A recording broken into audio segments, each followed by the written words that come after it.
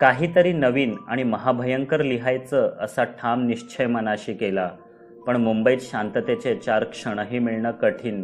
तर भयानक शांतता, रातकिड्यांची किरकिर, रानातली कोल्हेकुई आणावी कुठून.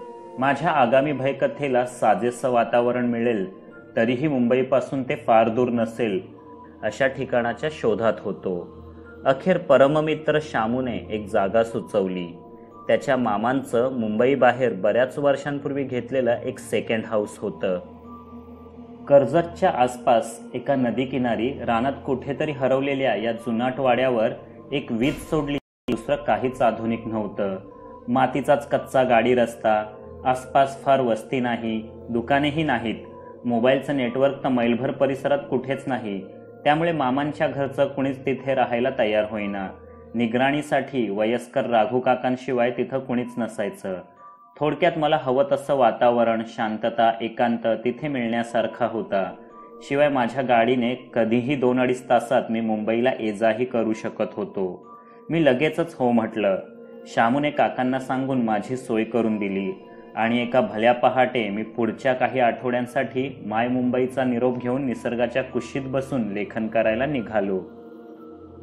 3-3.5 तासांनी चुकत माकत फिरत विचारत मी योग्य ठिकाणी पोचलो आणि त्या वास्तूचं दर्शन होताच तो पाहताच वाडा कलिजा खलास झाला अशी माझी अवस्था होऊन गेली. जुनाट बांधकाम, छपरावर भिंतीवर गवत उगवलेलं, लाकडी खांबांवर तोलून धरलेली पडवी, तसंच मजबूत लाकडी दार, वर माडी, माडीच्या खोल्यांना बाल्कनी, आसपास झाडोरा माजलेला, त्यांच्याही मागं घनदाट वनराई.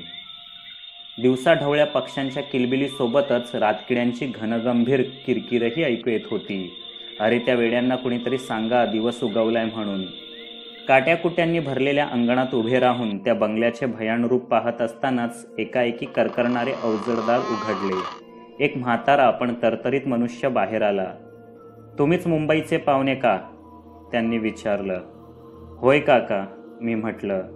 त्यांनी माझ्या बॅगेला हात लावला, पण राहू दे म्हणत मीच उचलून ती आत आणली. तुम्ही आलात बरंच झालं. एकट्याला राहून लय कंटाळा आला होता बघा. आता जरा कानावर कुठं कुणाचं बोल पडतील. एकटाच बोलून बोलून सुकलो होतो मी, ते मला वाडा दाखवत म्हणाले. कुणाशी बोलायचात तुम्ही? मी सहजच विचारलं. कोण हाय बोलायला? मग बोलायचो या भिंतीशी, दाराशी, खिडक्यांशी, जीवाला तेवढा चिरंगुला, ते म्हणाले. मला अजबच वाटलं. पण अशा ठिकाणी एकटं राहणाऱ्या मनुष्याकडून तुम्ही सामान्य आयुष्याची अपेक्षा नाही करू शकत. मग वाडा बघण्यात तासभर गेला. वाड्यात ऐसपैस दिवाणखाना, मोठं स्वयंपाकघर आणि वर खाली बऱ्याच खोल्या होत्या. त्यापैकी बऱ्याचशा बंदच असायच्या. काकांना फार साफसफाई करायला लागू नये म्हणून असाव्यात. माझी खोली साफसूफ करून नीट मांडण्यात आली होती. खिडकीजवळच एक स्टडी टेबल, मधोमध पलंग आणि सामानासाठी एक लाकडी कपाट यांशिवाय फारशा वस्तू नव्हत्या. त्यांची गरजही नव्हती. अगदी मला हवं तसंच ठिकाण मिळालं म्हणून मी भलताच खुश होतो. पहिला दिवस आवरण्यातच गेला. कपाटात कपडे नीट लावले. वह्या, पुस्तके, कागद, पेन असा माझा सर्व साहित्यिक पसारा टेबलावर मांडला.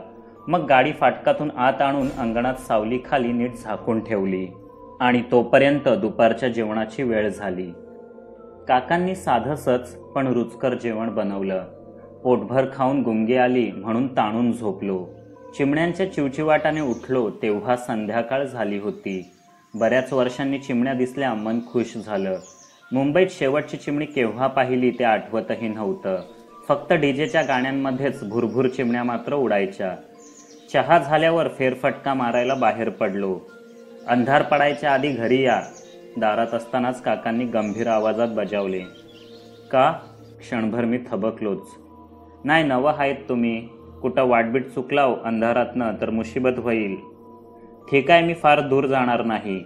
अंधार व्हायच्या आधीच परततो. मलाही आजपासूनच लिखाणाला सुरुवात करायची आहे. मी निरोप घेतला. फाटकातून बाहेर पडलो. मग कच्च्या रस्त्यावरून चाललो. डावीकडे जाणारी एक पायवाट दिसली. मावळतीच्या किरणात ती फारच सुरेख वाटत होती. नकळत पाय त्या वाटेकडे निघाले. संध्याकाळची उतरणीला लागलेली किरणे, थंडगार झुळूक आणि मनसोक्त एकांत. मी उगाचच भरकटत चाललो होतो. अखेर त्या वाटेने एका नदीकिनारी पोचवलंच. ती नदी काही फारशी मोठी नव्हती. या किनाऱ्यापासून त्या किनाऱ्यापर्यंत 20-30 मीटर रुंद असावी, पण दोन्ही किनारे हिरवाईने नटलेले. कुठे कुठे तर झाडे अक्षरशः किनाऱ्यावरून पात्रात ओथंबलेली, जणू स्वतःचंच प्रतिबिंब पाण्यात पाहत असावी. किनाऱ्याच्या जवळ पात्र जास्त खोल नव्हतं. पाणी तर इतकं नितळ की तळातले दगडगोटे आणि त्यांवर तरंगणाऱ्या मासोळ्याही स्पष्ट दिसत होत्या. पॅन्ट वर दुमडून त्या पाण्यात शिरावं आणि मासोळ्यांचा पाठलाग करावा, त्यांना कोंडीत अडकवून ओंजळीने पकडण्याचा प्रयत्न करावा, अशी बालिश उर्मी मी मोठ्या निकराने दाबून ठेवली आणि तिथेच एका कातळावर बसून पलीकडच्या किनाऱ्यावर घनदाट झाडांआड जाणारा सूर्य पाहत राहिलो. इतकी शांतता आयुष्यात प्रथमच अनुभवत होतो. आणखी थोडा वेळ बसलो तर माझ्या मनाचाही आवाज मला ऐकू येईल की काय असे वाटत होते. शेवटची रेंगाळणारी किरणेही गायब झाली आणि मी एकाएकी भानावर आलो. सूर्यास्त होताच रानातील निशाचर प्राण्यांच्या, कीटकांच्या आवाजाला एकदम जोर चढला होता. राघोबा काकांनी सांगूनही मी परतायला उशीर केला. आता पटापट पावले उचलायला हवीत. पण मी मागे वळलो आणि माझे काळीजच चरकले. सर्व वाटा मिट्ट काळोखात हरवल्या होत्या. वरचे घनदाट वृक्ष उरल्या सुरल्या प्रकाशाला अडवत होते. मी कुठल्या वाटेने इथवर आलो हेही कळेना. अंधाराला मी भीत नव्हतो, पण परतण्यासाठी निदान वाट तरी दिसायला हवी. पायवाटेवर अर्धा एक तास दिशाहीन चालल्यावर मी वाट चुकलोय हे मान्य करावेच लागले. खिशात मोबाईल नसल्याची खंत जाणवू लागली.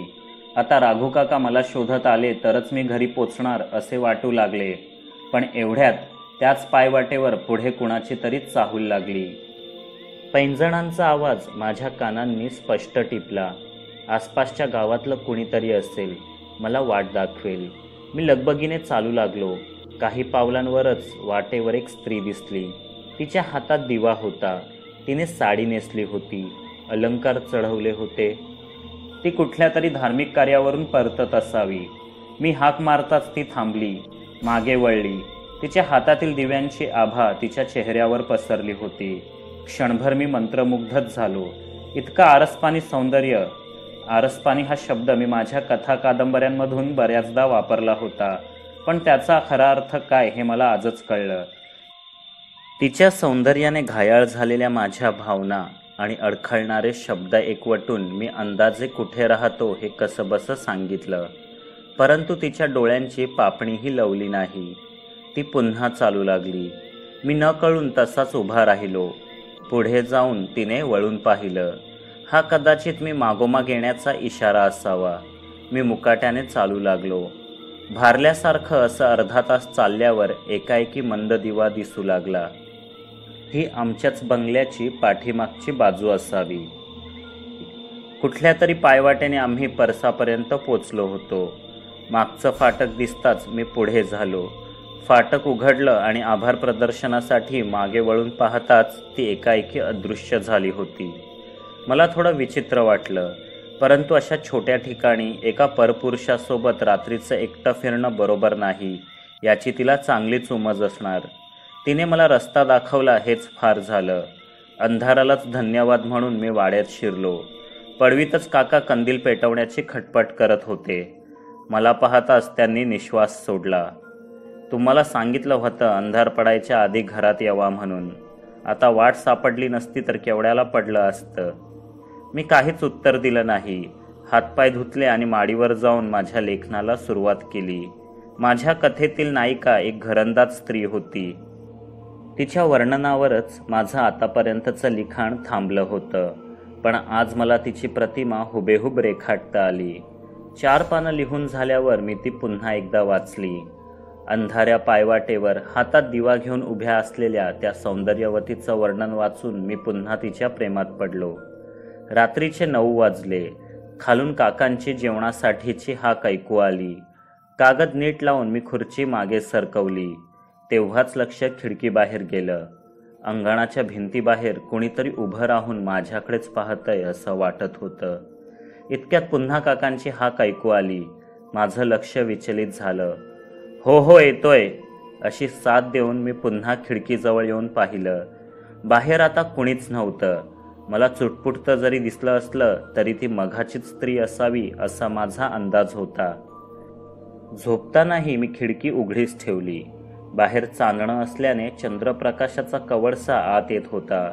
त्या मुलायम प्रकाशाच्या तुकड्याकडे पाहता पाहताच झोप लागली. झोपेत पुन्हा तीच स्त्री, ती दिव्यांची आभा, रुणझुण वाजणारे पैंजण सतावू लागले. माझ्या विचारांसोबत तिने आता माझ्या स्वप्नांचाही ताबा घेतला असावा. गळ्याला कोरड पडली म्हणून उठलो. टेबलावर ठेवलेल्या तांब्यातले पाणी घटाघट प्यायलो.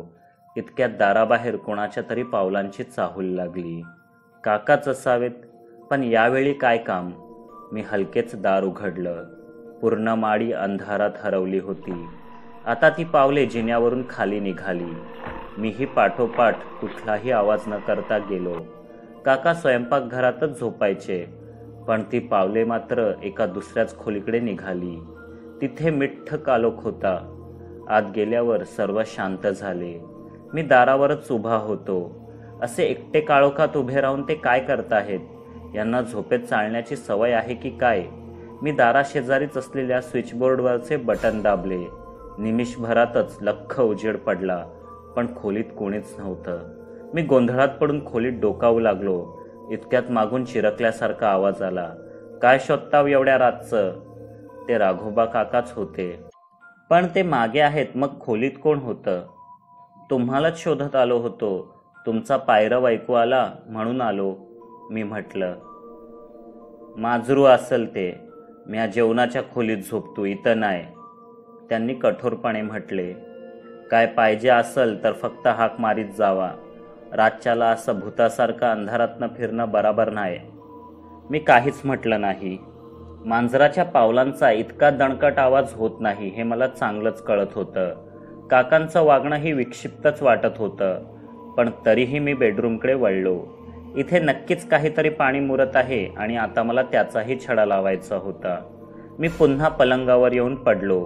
खिडकीतून येणारा चंद्रप्रकाश आता नाहीसा झाला होता. डास येऊ नयेत म्हणून मी खिडकी लावून घेतली.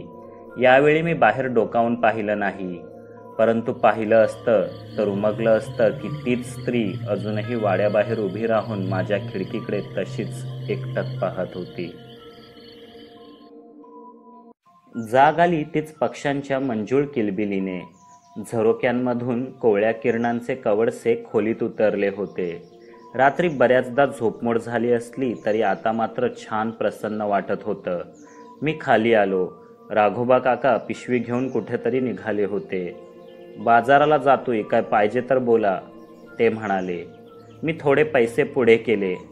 घरात जे काही संपलंय ते आणा असं म्हटलं. त्यांनी दारात चपला घालताना विचारलं, तुम्ही येताय का? गाव आणि बाजार बी बघून घ्यावा आपला. नको, अजून मला माझं आवरायचंय आणि लेखनसुद्धा खूप करायचंय. पुन्हा कधीतरी येईन, तुम्ही या जाऊन, मी म्हटलं. बरं आहे, मर्जी तुमची, पण मला येळ लागल.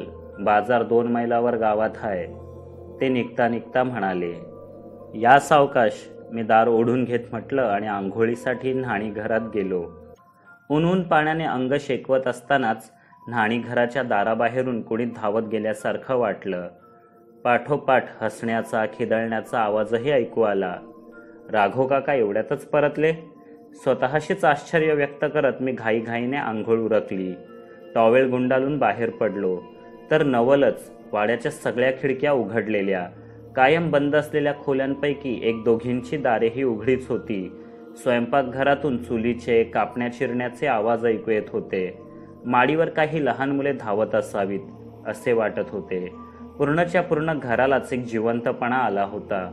शामूचे मामा आपल्या कुटुंबासह राहायला आले की काय? मी टॉवेलवरच बाहेर गेलो, पण तिथे कुठलीच गाडी नव्हती. फाटकही बंद होते. मग मी स्वयंपाकघराकडे वळलो. मी पोचण्याआधीच तिथले सारे आवाज बंद झाले होते.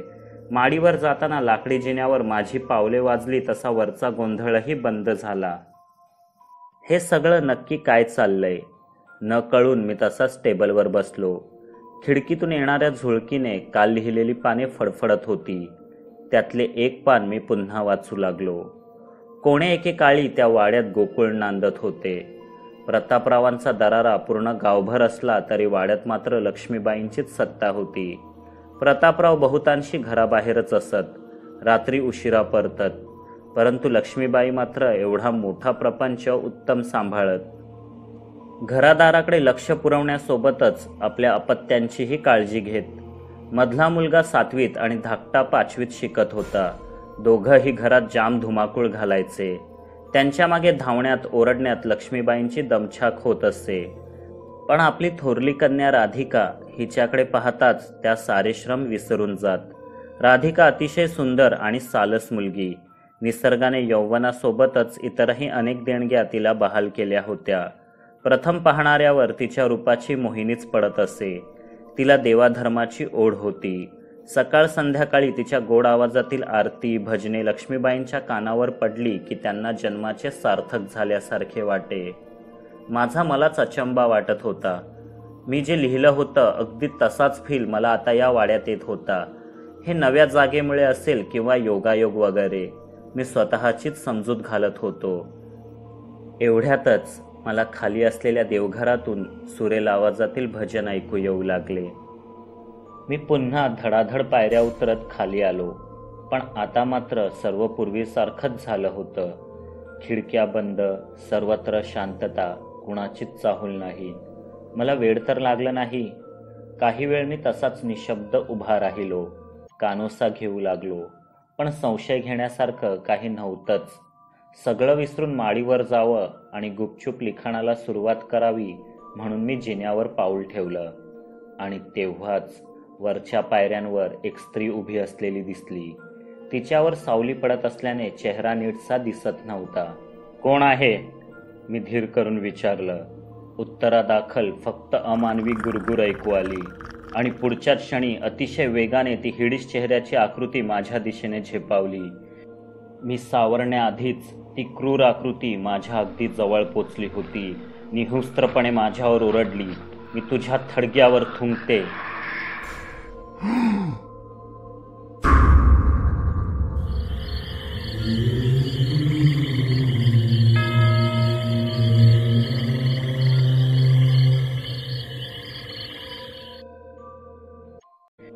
मी सावरण्याआधीच ती क्रूर आकृती माझ्या अगदी जवळ पोचली होती. निहुस्त्रपणे माझ्यावर ओरडली, मी तुझ्या थडग्यावर थुंकते.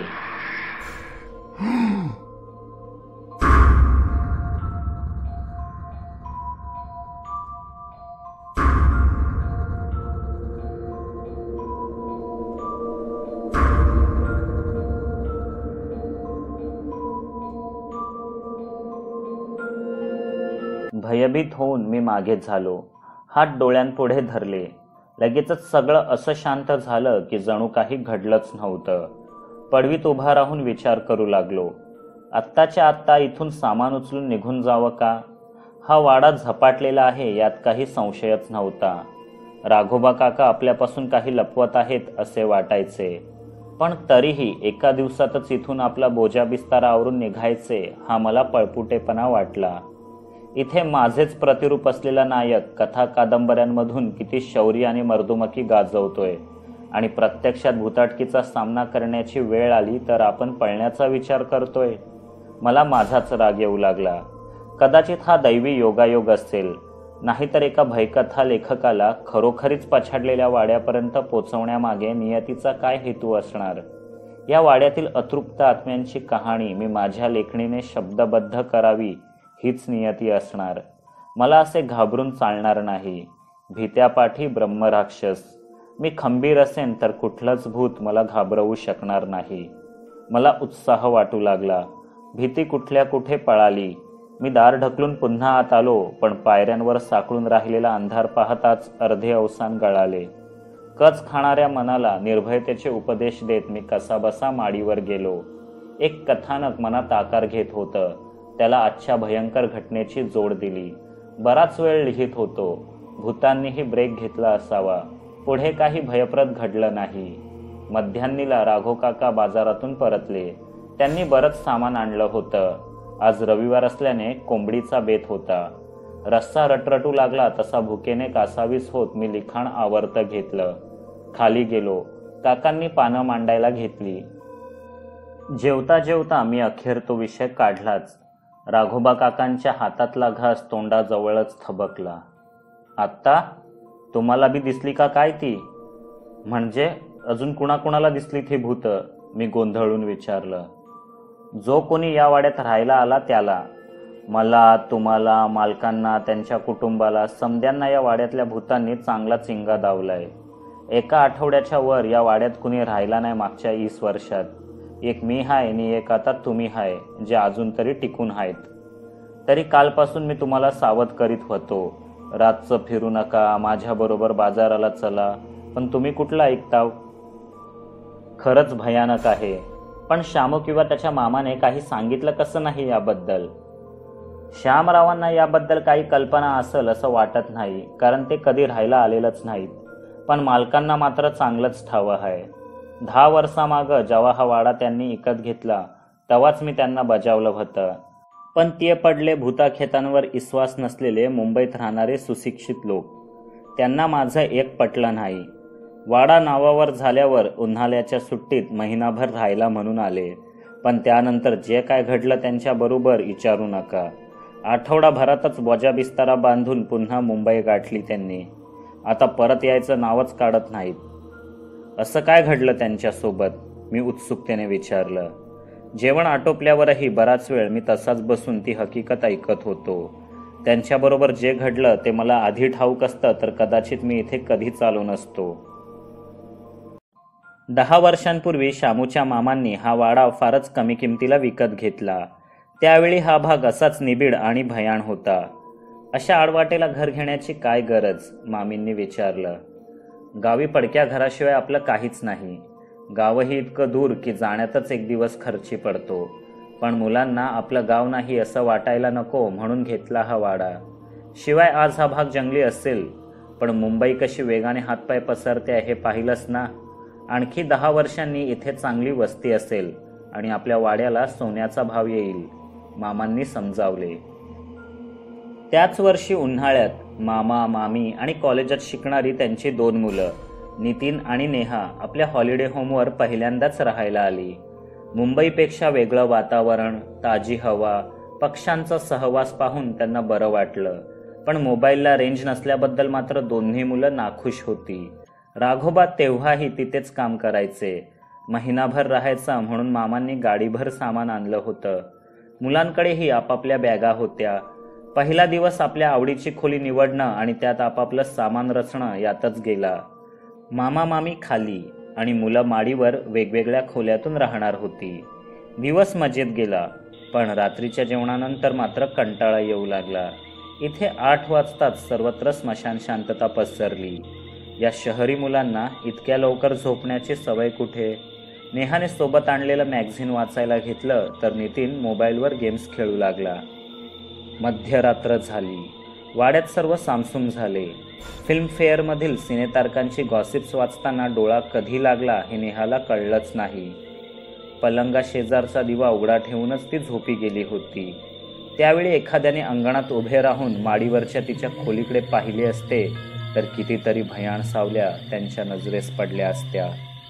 काहीतरी कुजबूज ऐकू आली म्हणून तिची झोप चाळवली. तिने शेजारी पाहिले, कोणीच नव्हते. पडल्या पडल्याच खोलीभर नजर फिरवली.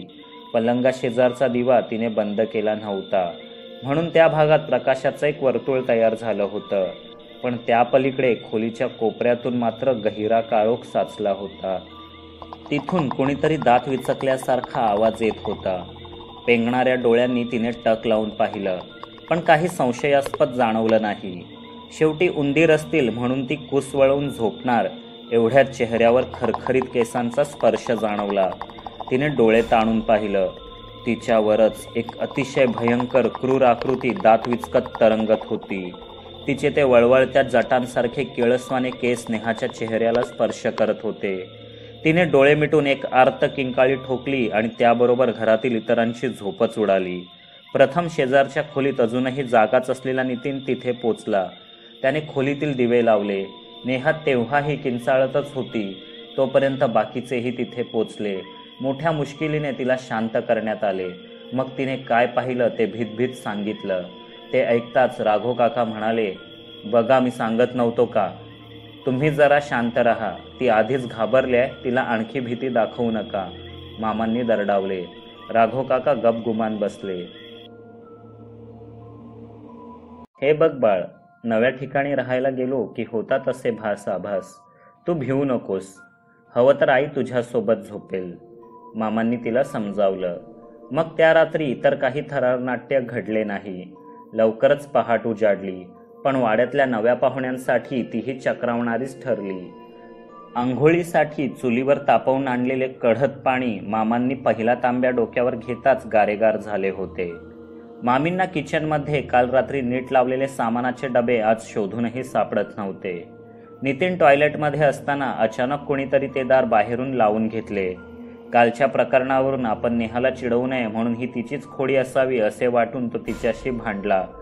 आणि हा सगळा सावळा गोंधळ राघोबा काका मुकाट्याने बघत होते. दुसऱ्या रात्री तर कमालच झाली. झोपही येईना आणि गळाही कोरडा झाल्यासारखा वाटत होता. म्हणून नितीन खाली स्वयंपाकघरात पाणी पिण्यासाठी निघाला.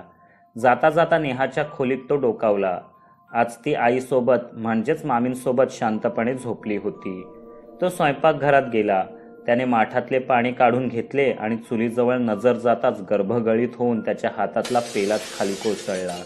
कारण तिथे त्याची आई शांतपणे बसून आपले काम उरकत होती. हे कसं शक्य आहे? धावत पळत तो वर गेला तर आई अजूनही तिथेच झोपलेली. त्याला काही कळेच ना. भोवळ येऊन तो कोसळला ते थेट सकाळी तोंडावर शिंपल्या जाणाऱ्या पाण्यामुळे शुद्धीवर आला. घरातले सगळे चिंताक्रांत होऊन त्याच्या भोवती जमले होते. पुन्हा एकदा त्याची हकीकत ऐकून विज्ञाननिष्ठ मामांनी हा भासच असल्याचा निष्कर्ष काढला. पण त्यांच्या अशा मतामुळे कदाचित ती भूतावळ आणखीनच पिसाटली. त्यांनी आपले वाड्यातील अस्तित्व सिद्ध करण्याचा निर्धारच केला. पुढच्या रात्री तर आधीपेक्षाही अद्भुत वाटू लागल्या. मामींना वाड्यात आल्यापासून 2 मुलांच्या हसण्याचा, खिदळण्याचा, भांडण्याचा आवाज ऐकू येत होता. बऱ्याचदा हा आवाज कुठून येतो हे शोधण्याचा त्यांनी प्रयत्नही केला, पण काही थांगपत्ता लागला नाही. शेजारच्या गावातील मुले येऊन वाड्याच्या आसपास खेळत असतील असेच त्यांना वाटले. आवाजावरून ती मुले फारच खोडकर आणि वात्रट असावीत असे जाणवत होते. एका रात्री भर झोपेत असताना मामींना दाराबाहेर कोणाच्या तरी धावत जाण्याचा आवाज ऐकू आला. इतक्या रात्री कुणाला ऊत आलाय हे पाहण्यासाठी त्या चरफडतच खोलीबाहेर आल्या. अंधारात दार उघडताच लाकडी जिन्यावरून कुणीतरी खाली धावत गेले असे त्यांना वाटले. वेळी अवेळी गुपचूप घरात शिरून त्रास देणाऱ्या या वात्रटांचा आज चांगलाच बंदोबस्त करूया म्हणून त्याही खाली गेल्या. आता ती पावले अंधारातून अडगळीच्या खोलीकडे जात असल्याचे जाणवले. दार उघडून बंद केल्याचा आवाजही त्यांनी ऐकला. त्या खोलीला कुठलीही खिडकी वगैरे नव्हती. म्हणजे आता ती उपद्व्यापी वानरं आतच कोंडली जाणार आणि आपण त्यांची चांगली खरडपट्टी काढू असे मामींना वाटले. त्या खोलीच्या दारात उभ्या राहिल्या. त्यांनी भिंतीवरची कळ दाबली. एक पेटावं की पेटू नये या द्विधा मनस्थितीत असलेला जुनाट पिवळा बल्ब बागबुक करू लागला आणि क्षीण प्रकाशात मामींनी पूर्ण खोलीभर नजर फिरवली. कुणीच नव्हतं. पण असं कसं होईल?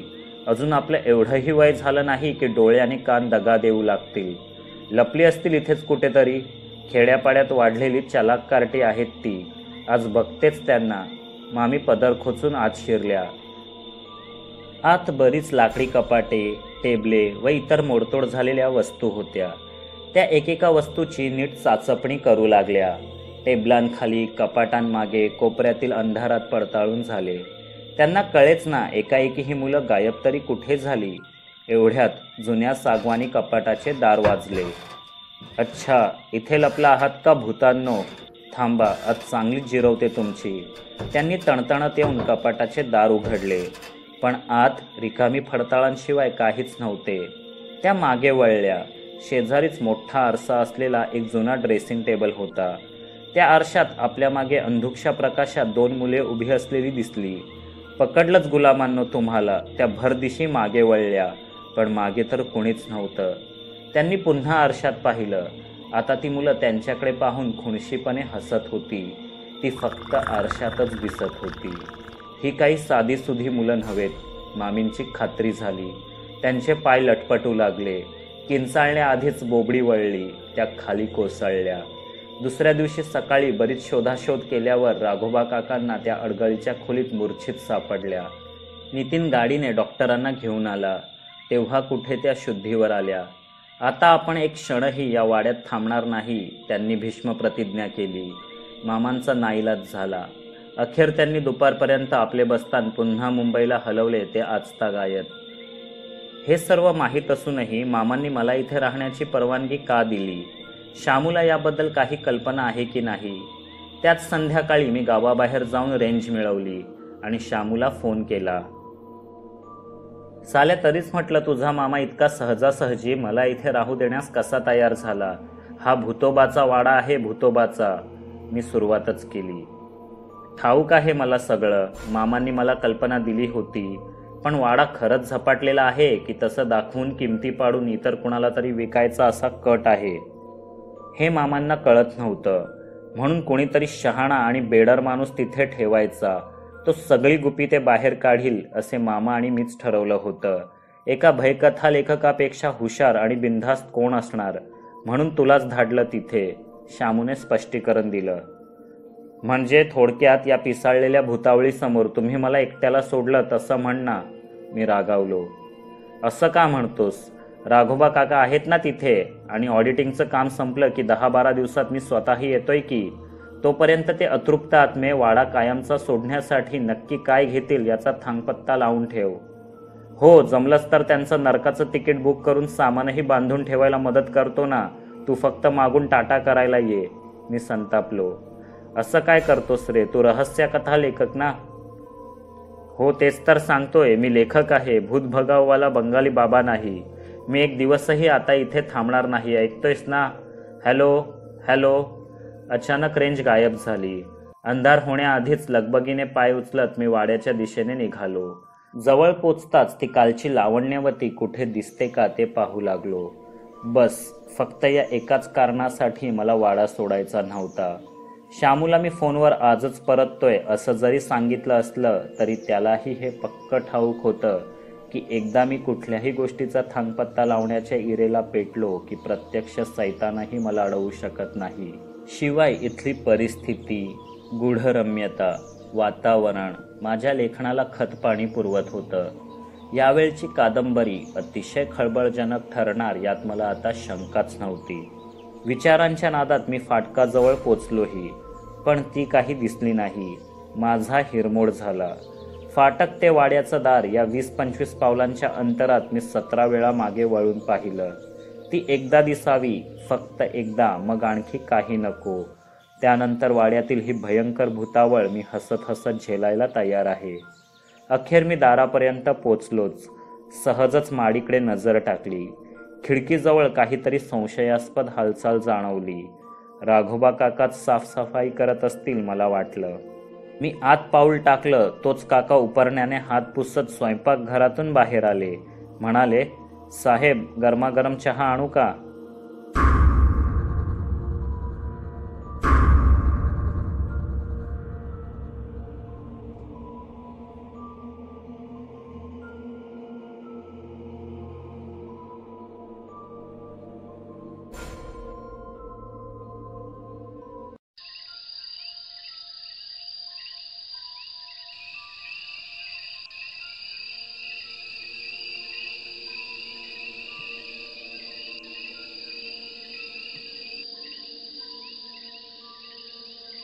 खिडकीजवळ काहीतरी संशयास्पद हालचाल जाणवली. राघोबा काकाच साफसफाई करत असतील मला वाटलं. मी आत पाऊल टाकलं तोच काका उपरण्याने हात पुसत स्वयंपाकघरातून बाहेर आले. म्हणाले, साहेब, गरमागरम चहा आणू का? वाड्यात आपल्या दोघांशिवाय इतर कोणी आहे का? मी विचारलं. नाही बा, काय झालं? राघोबांनी प्रश्न केला. मी आताच कोणाला तरी माडीवर माझ्या खोलीच्या खिडकीपाशी पाहिलंय. मी घाईघाईने वर जात म्हणालो, पण तितक्यात राघोबांनी अडवलं. म्हटलं, कारस्थानी आत्मे आहेत ते. तुम्ही जितकं त्यांना भुलाल तितकी तुम्हाला नाडतील. मेलीलं कोंबडा आगीला भीत नाही तसं राहायचं. त्यांना अंगाला लावून बी घ्यायचं नाही आणि दूरबी ढकलायचं नाही. असं करून तर इतकी वर्ष काढली मी इथं. मला त्यांचं पटलं. मी तिथेच टेबलवर बसलो. चहा घेतला आणि मग सावकाश माडीवर गेलो. सगळं पूर्वीसारखंच होतं. मी पुन्हा माझी कादंबरी पूर्ण करायला घेतली. अधेमध्ये खिडकीबाहेर नजर टाकून ती दिसते का हेही पाहत होतो. ती दिसली नाही, पण तिची कालची वाटेवर दिवा घेऊन उभी असलेली प्रतिमा अजूनही ठसठशीतपणे डोळ्यांसमोर होती. माझ्या कथानकातील राधिकाला मी तिचंच रूप तर दिलं होतं. पुढे लिहायला सुरुवात केली. सुखाचे दिवस अळवावरच्या पाण्यासारखे फार काळ टिकत नाहीत. लक्ष्मीबाईंच्या सुखी आणि भरल्या संसाराला कुणाची तरी नजर लागली. प्रतापराव बाई आणि बाटलीच्या आहारी गेले. श्रीमंत जमीनदाराला असले शौक नसतील तर त्याच्या श्रीमंतीचा उपयोगच काय, असे कोणीतरी त्यांच्या डोक्यात भरले. त्यांनी दारूचा पहिला घोट घेतला आणि तेव्हापासूनच लक्ष्मीबाईंच्या सुखी संसाराचा प्याला रिता होऊ लागला. घरात दुःखाची पानगळ सुरू असताना राधिकेच्या कोवळ्या मनात मात्र प्रणयाच्या वसंताची चाहूल लागली होती. ती ज्या संगीत मास्तरांकडे गायन शिकायला जायची त्याच वाटेवर मोहनचे घर होते. तो सामान्य शेतकऱ्याचा मुलगा, पण सरस्वती देवीने त्यालाही अलौकिक प्रतिभा बहाल केली होती. तो उत्तम कवी होता. त्याचे शब्द त्याच्या हृदयातून ओठांवाटे बाहेर पडायचे आणि ऐकणाऱ्याच्या काळजाचा ठाव घ्यायचे. राधिकाच्या संगीत शाळेत कित्येकदा त्यानेच लिहिलेली गाणी आणि कविता मास्तर गाऊन घेत. बाकीच्या मुली तालासुरात गायच्या, पण राधिका तालासुरासोबतच आपला जीवही ओतून गायची, कारण त्या गीतातील प्रत्येक शब्द त्याने तिच्यासाठीच लिहिलाय असे तिला वाटायचे. रियाजाने पक्क्या होत जाणाऱ्या सुरांसारखे त्याच्याबद्दलचे प्रेम तिच्या रोमारोमात भिनू लागले होते. मोहन एका गरीब शेतकऱ्याचा मुलगा. त्या बिचाऱ्याची तर राधिकाकडे मान वर करून पाहण्याचीही हिंमत होत नसे, प्रेम तर दूरच. पण राधिकाच्या मनात वाढत जाणारा प्रेमकल्लोळ मात्र त्याला कळायचा. तो समोर असला की बोलता बोलता ती एकदम गप्प बसायची. डोळे जमिनीवर खिळलेले असले तरी नजर मात्र त्यालाच शोधायची. त्याच्या घरासमोरून जाताना तिचे पाय घुटमळायचे आणि कधी चुकून वाटेवर जर ते समोरासमोर आलेच तर तिच्या देहाला सूक्ष्म कंप सुटायचा. आपले हे स्वप्न फार काळ टिकणारे नाही याची तिला पूर्ण कल्पना होती. व्यसनामुळे दिवसांगणिक संपत्ती जरी कमी होत असली तरी तिच्या वडिलांचा म्हणजेच प्रतापरावांचा ताठा मात्र वाढत चालला होता. वाड्यातले नोकर चाकर, गोरगरीब, शेतकरी यांना ते कसपटासमान मानू लागले होते. प्रपंच चालवण्यासाठी जमिनी गहाण टाकण्याची वेळ आली तरी प्रतापरावांचे डोळे काही उघडत नव्हते. उघडत होती ती फक्त मद्याच्या बाटल्यांची झाकणे. सकाळी, संध्याकाळी, रात्री, कधीही. लक्ष्मीबाई संसाराचा गाडा अजूनही नेटाने चालवण्याचा प्रयत्न करत होत्या, पण एक चाक चिखलात रुतून बसल्यावर दुसरे कुठवर तग धरणार. राधिकाने ही जबाबदारी ओळखली. काटकसर सुरू झाली. प्रथम वाड्यातील नोकर चाकर कमी करण्यात आले. राधिकाची संगीत शाळाही बंद झाली. ती घरातच रियाज करू लागली. तिचे सूर तिच्यापासून दुरावले नव्हते, पण तिचे प्रेम ते कायमचे दुरावण्याआधी फक्त एकदाच तिला त्याला भेटायचे होते. आपल्या श्वासाश्वासात भरून राहिलेले त्याचे प्रेम शब्दात मांडता आलेच तर तिला बोलून मोकळे व्हायचे होते.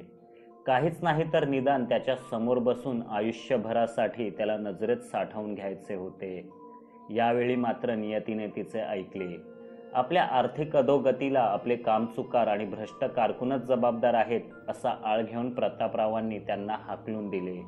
उतरणीला लागलेल्या संपत्तीचा लेखाजोखा ठेवण्यासाठी आता त्यांना एका हुशार, विश्वासू आणि बिनपगारी माणसाची गरज होती. मोहन त्याच्या काव्यलेखनासोबतच तल्लख बुद्धीसाठीही गावात लोकप्रिय होता. त्याच्या वडिलांचे प्रतापरावांकडे काही रुपये येणे होते. त्या बदल्यात मोहनने त्यांच्याकडे बिनपगारी कारकुनी करावी असे ठरले. राधिकाचा आनंद गगनात मावेनासा झाला. वैशाख वणव्याच्या असह्य तलखलीत ही एकच गोष्ट तिच्यासाठी वळवाच्या पावसासारखी सुखद सर घेऊन आली. आपल्या खोलीतून दिवाणखाण्यात मान खाली घालून आकडेमोड करत बसलेल्या मोहनकडे ती तासनतास पाहत बसे. प्रतापराव घरात नसताना त्याला चहा पाणी विचारत असे. त्याच्या आसपास राहण्याचा, बोलण्याचा प्रयत्न करीत असे. तो बिचारा मात्र आपले स्थान ओळखून तारुण्याची नैसर्गिक उर्मी कामाच्या ढिगाखाली दडपून टाकत असे. आणि एक दिवस गावात खळबळ माजली. मधल्या आळीत राहणारा रघ्या एकाएकी परतला होता. 15-20 वर्षांआधी भुरट्यात चोऱ्या करणारा, पकडला गेल्यावर लोकांकडून मार खाणारा आणि प्रतापरावांच्या वाड्यात मोठी चोरी करून कायमचा परागंदा झालेला हा रघ्या अचानक पुन्हा परतला. गाव त्याच्या कृत्यांना कधीच विसरून देखील गेले होते. खळबळ माजण्याचे कारण तर वेगळेच होते. फरारी झाला तेव्हा 25-30 वर्षांचा असलेला रघ्या आज 20 वर्षांनंतरही तसाच दिसत होता, किंबहुना आधीपेक्षा तरुण, देखणा, डोळ्यात करारीपणा आणि तेज असलेला. सर्वात प्रथम त्याने ज्यांना लुबाडले होते त्या प्रत्येकाला दुप्पट मोबदला देऊन खुश केले. तो वाड्यावरही आला. त्याला पाहताच प्रतापराव आपली बंदूक काढायला गेले, पण रघ्याने अतिशय गोडी गुलाबीने त्यांना शांत केले, माफी मागितली, त्यांच्याकडून लुटलेल्या दागिन्यांची तिप्पट किंमत देण्याचे कबूल केले. प्रतापरावांना पैशाची गरज होतीच. त्यांनी रघ्याला माफ करून टाकले. रघ्याने त्यांना आपण खास हिमालयावरून आणलेल्या मदिरेचा आस्वाद घेण्यासाठी निमंत्रण दिले. प्रतापराव खुश झाले. ज्या रघ्याच्या गळ्याचा घोट घेण्यासाठी ते काही मिनिटांपूर्वी उतावीळ होते, त्याच रघ्याची अत्यंत प्रेमाने गळाभेट घेऊन रात्री त्याच्या वाड्यावर येण्याचे वचन देऊन त्यांनी निरोप घेतला. वाड्याबाहेर जाताना रघ्याची नजर राधिकावर पडली. त्याचे मूळचेच पाणीदार डोळे आता आणखी लकाकू लागले. 3-1 महिन्यातच रघ्याने आपल्या पडक्या घराला एका आलिशान वाड्याचे रूप दिले. चौसोपी वाडा, ऐशारामाच्या सर्व वस्तू, आलिशान पडदे, गाद्या, गिरद्या, नोकर चाकर सर्व आले. तडीपार असताना त्याला असा कुठला खजिना सापडला होता कुणास ठाऊक, पण आता तो गावातील अतिश्रीमंतांपैकी एक समजला गेला. बहुतेक जणांना तर हा रघ्या नसून त्याचा मुलगाच असावा असा संशय होता. उत्तर भारतात रघ्याने कुठल्या तरी एकुलत्या एक श्रीमंत मुलीशी लग्न केले असावे आणि मग आपल्या मुलाला इथली थकबाकी चुकती करायला पाठवले असाही लोकांचा कयास होता. पण तो रघ्याने हसत हसत खोटा ठरवला आणि आपल्या उजव्या मनगटावरची जन्मखूण दाखवली. गावातील जुन्या जाणत्या लोकांचा गैरसमज फिटला. हाच खरा रघ्या. पक्के झाले. आता काहीच संशयच नाही. पण त्याच्या चिरतारुण्याचे रहस्य काय? लोकांनी बऱ्याचदा विचारले, पण त्याने सांगितले नाही. श्रीमंत लोकांनी लाखो रुपयांची लालूच दाखवली, तरी त्याने सांगितले नाहीच. एकाएकी मी भानावर आलो. अरेच्छा, इतकं लिहून झालं? कोण रघ्या? काय लिहितोय मी हे? लेखनाला सुरुवात केली तेव्हा साधारण काय कथानक असेल याचा मी विचार केला होता, पण त्यात हे असलं काहीच नव्हतं. हे सगळं कोण सुचवतंय मला? यातही या वाड्यातल्या भूतांचा काही डाव तर नाही की तेच मला माझ्या लिखाणातून काही सुचवू पाहत आहेत? मोहन, मी हाक ऐकली, अगदी पुसटशी. वाटत होतं माझ्या कादंबरीतील राधिकाच आतुरतेने आपल्या मोहनला साथ देते की काय. मी लिहिलेल्या कागदांनाच कान लावून शब्द एकमेकांशी गप्पा मारताहेत की काय हे ऐकण्याचा प्रयत्न केला, पण छे, काहीच ऐकू आलं नाही. तो निव्वळ वेडेपणा होता. सर्व आवरून मी जेवणासाठी खाली जाणार एवढ्यातच पुन्हा ती हाक ऐकू आली, मोहन. यावेळी मी स्पष्ट ऐकलं. आवाज खिडकीबाहेरून येत होता. मी खिडकीजवळ जाऊन पाहिलं. ती सौंदर्यवतीच होती. वाड्याच्या कुंपणाबाहेर अंधारात तसाच दिवा घेऊन ती उभी होती, खिडकीकडे एकटक पाहत. आमची नजरानजर झाली. तिने लाजून नजर जमिनीकडे वळवली. मोहन ही हाक नक्की तिनेच मारली होती का? तिचे कुणाकडे काम आहे? माझ्याकडे की राघोबा काकांकडे? छे, हा काय प्रश्न झाला? राघोबा काकांकडे काम असते तर ती सरळ आत आली असती. वाड्याबाहेर का उभी राहील? मी शक्य तेवढ्या वेगाने खाली गेलो. राघोबा काका स्वयंपाकघरात असावेत. मी वाड्याबाहेर पडलो. मला पाहताच ती चालू लागली. तिच्या हातातील दिव्याने उजळणाऱ्या पायवाटेवर मी काही अंतर राखून चालू लागलो. अध्येमध्ये ती मागे वळून पाहत होती. ती मला कुठेतरी घेऊन जात असावी. तिला काहीतरी दाखवायचं असावं. बरंच चालल्यावर ती एका पायवाटेवर जाऊन उभी राहिली. आसपासचा भाग निर्मनुष्य होता. भेटण्यासाठी ही उत्तम जागा निवडली. माझ्या छातीत आता धडधडू लागलं होतं. मी तिच्या जवळ जाऊन पोचलो. दिव्याच्या उजेडात पुन्हा एकदा ते अप्रतिम सौंदर्य न्याहाळू लागलो. कॉलेजात असताना मी कविता करायचो, पण पुढे कथालेखनाच्या नादात कवितेशी ताटातूट झाली. परंतु आज शब्दांना पुन्हा लय सापडली. उतरणीला लागलेला दिवस जेव्हा काळोखाच्या मिठीत शिरला होता. उतरणीला लागलेला दिवस जेव्हा काळोखाच्या मिठीत शिरला होता. सांग सांग माझ्या वाटेवर तेव्हा दिवा कुणी धरला होता. नकळत मी बोलून गेलो. मोहन. तिने पुन्हा तेच नाव उच्चारले. मी कोड्यात पडलो. हिला माझ्या कथेतील नायकाचे नाव कसे माहीत? ही मला त्या नावाने का बोलावते? एकाएकी माझ्या डोक्यात प्रकाश पडला. ही राधिका तर नाही, पण असे कसे होईल? पहिल्याच दिवशी जेव्हा आपण नदीवरून येताना वाट चुकलो तेव्हा हिनेच नव्हतं का वाड्यावर पोचवलं? मग हिचंच रूप डोळ्यांसमोर ठेवून आपण कथेतली राधिका रेखाटली. मनातला गुंता वाढत जात होता. तो सोडवण्यासाठी मी तिलाच विचारलं, तुझं नाव काय? राधिका. एवढ्यातच विसरलास मोहन? खूपच वाट पाहायला लावलीस, तिने शांतपणे सांगितलं.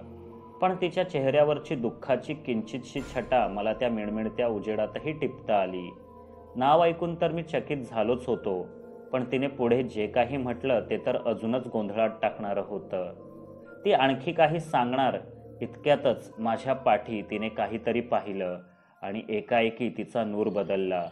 स्वर्गीय सौंदर्याने नटलेली ती अप्सरा अचानक हिडिंबेसारखी चवताळली, क्रूर वाटू लागली, हिंस्त्रपणे अंगावर येऊ लागली.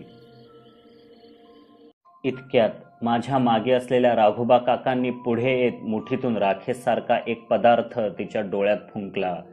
तिने भयचकित करणारी किंकाळी फोडली आणि अंधारात दबा धरून बसलेल्या श्वापदांच्याही कानठळ्या फुटतील असे अमानवी आवाज करत रानात नाहीशी झाली. हे थरार नाट्य पाहत मी तसाच गोठल्यासारखा उभा होतो. ती गायब झाली त्या दिशेने पाहत. राघोबा काका माझ्या जवळ आले. ओरडून म्हणाले, तुम्हाला कितीदा सांगायचं की रातच्याला एकटं कुठं बी जाऊ नका म्हणून. आवती दिसाया परीसारखी असली तरी चेटकीन हाय चेटकीन. असंच अप्सरेवानी रूप घेऊन तरण्या ताट्या लोकांना भुलवती आणि मग रानात जाऊन कच्चाच खाऊन टाकते.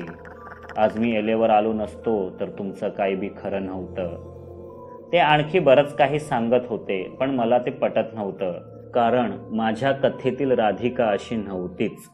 दुसरं म्हणजे त्या दिवशी तिनेच मला नदीवरून वाड्यापर्यंत सुखरूप पोचवलं होतं. ती माणसे खाणारी हडळच असती तर त्याच दिवशी तिने माझा फडशा पाडायला हवा होता. पण मी राघोबा काकांशी वाद घातला नाही. त्यांच्यासोबत निमूटपणे चालत वाड्यावर आलो. अंगणात पोचल्यावर वाड्याकडे एक नजर टाकली. वरवर शांत आणि सामान्य वाटणारी ही वास्तू कितीतरी भयभीत करणारी गुपिते पोटात दडवून बसली होती. त्यात आज आणखी एका रहस्याची भर पडली. मी लिहित असलेले कथानक मला सुचले नव्हते तर हा वाडाच मला सुचवत होता. हळूहळू मला या वाड्यात राहत असलेल्यांची ओळख होत होती. प्रतापराव, कृष्णाबाई, राधिका आणि तिची 2 लहान भावंडे. मी पुन्हा एकवार माडीकडे नजर टाकली. वरच्या 2 खिडक्या क्रूर डोळ्यांप्रमाणे भासत होत्या. त्या डोळ्यात जणू सुडाचा अंगार पेटला होता. हा वाडा मला काहीतरी सांगतोय असे वाटत होते आणि मलाही वाड्याला बरेच काही विचारायचे होते.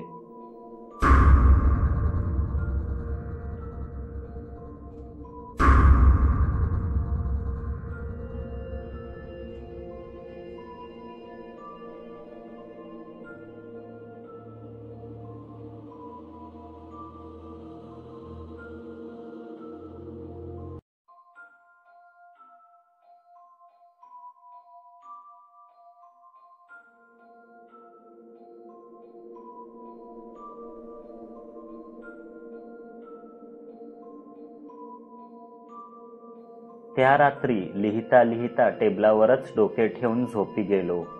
आपल्याला दिसलेली सौंदर्यवती ही खरीखुरी नसून एक अतृप्त आत्मा आहे हे कळून माझा भ्रमनिरास झाला होता. तिला पाहिल्यापासून जी गोड स्वप्ने मी रंगवू लागलो होतो ती कुठल्या तरी खट्याळ मुलाने दारासमोरची सुंदर रांगोळी पुसून टाकावी अशी नियतीने एकाच फटक्यात विस्कटून टाकली. पण तरीही हा विषय मी इतक्या सहजासहजी जाऊ देणार नव्हतो. राधिकासारख्या सोज्वळ मुलीचा आत्मा इतका भयप्रद आणि क्रूर का? तिला मरण कसे आले? किंबहुना तिच्या पूर्ण कुटुंबाचाच अंत कसा झाला? मृत्यूनंतरही ही तडफड त्या आत्म्यांच्या नशिबी का? आणि सर्वात महत्त्वाचं म्हणजे त्या आत्म्यांना माझ्याकडून काय हवंय? राधिकाने मला मोहन या नावाने साद का दिली? विचारांचा गुंतागुंत झालेला मांजा माझ्या परीने सोडवण्याचा प्रयत्न करत असतानाच जागृतावस्थेचा पतंग कापला गेला आणि मी टेबलावरच डोके टेकले. रात्र बरीच झाली असावी. आज खिडकीतून चांदणेही येत नव्हते. अमावस्या जवळ होती. मध्यरात्रीनंतर मला खिडकीबाहेर कोणाच्या तरी रडण्याचा आवाज ऐकू आला. आई नको, सोड, जाऊ दे. आई काय करतेस असं? मी खिडकीबाहेर डोकावलं. एक बाई आमच्या अंगणातून आपल्या 2 मुलांना फरफटत वाड्यामागे घेऊन जात होती. आता हा काय नवीन प्रकार? अंधारात ती बाई किंवा ती 2 मुलं नीट दिसत नव्हती. मी अगदी हळूच पायऱ्या उतरलो आणि आवाज न करता दार उघडलं. नाहीतर राघोबा काका जागे झाले असते. त्यांनी मला या अवेळी वाड्याबाहेर जाऊ दिलं नसतं. खरं तर मी मागच्या दारानेही वाड्यामागे जाऊ शकलो असतो, पण ते दार स्वयंपाकघरात होतं. तिथेच राघोबा काका झोपायचे. मग मी मुख्य दारानेच बाहेर पडलो आणि वाड्याला वळसा घालून मागे गेलो. पण यामुळे फारच उशीर झाला होता. ती बाई एव्हाना आमच्या आडाच्या अगदी कडेला पोचली होती. माझ्या देखत तिने आपल्या दोन्ही गयावया करणाऱ्या मुलांना आडात फेकून दिले. काही क्षणातच पाणी उसळल्याचा भयंकर आवाज आला. मी त्या दिशेने धावायला सुरुवातही केली, पण अशी कुठली जादू झाली होती कोण जाणे. मी प्राणपणाला लावूनही त्या अवघ्या 20-25 फुटांवर असलेल्या आडापर्यंत पोचू शकत नव्हतो. मग त्या बाईने मागे वळून पाहिले. मी त्यांना ओळखलं. त्या लक्ष्मीबाई होत्या. माझ्या समोरच त्या आडाच्या कट्ट्यावर चढल्या आणि त्यांनी स्वतःला विहिरीत झोकून दिलं.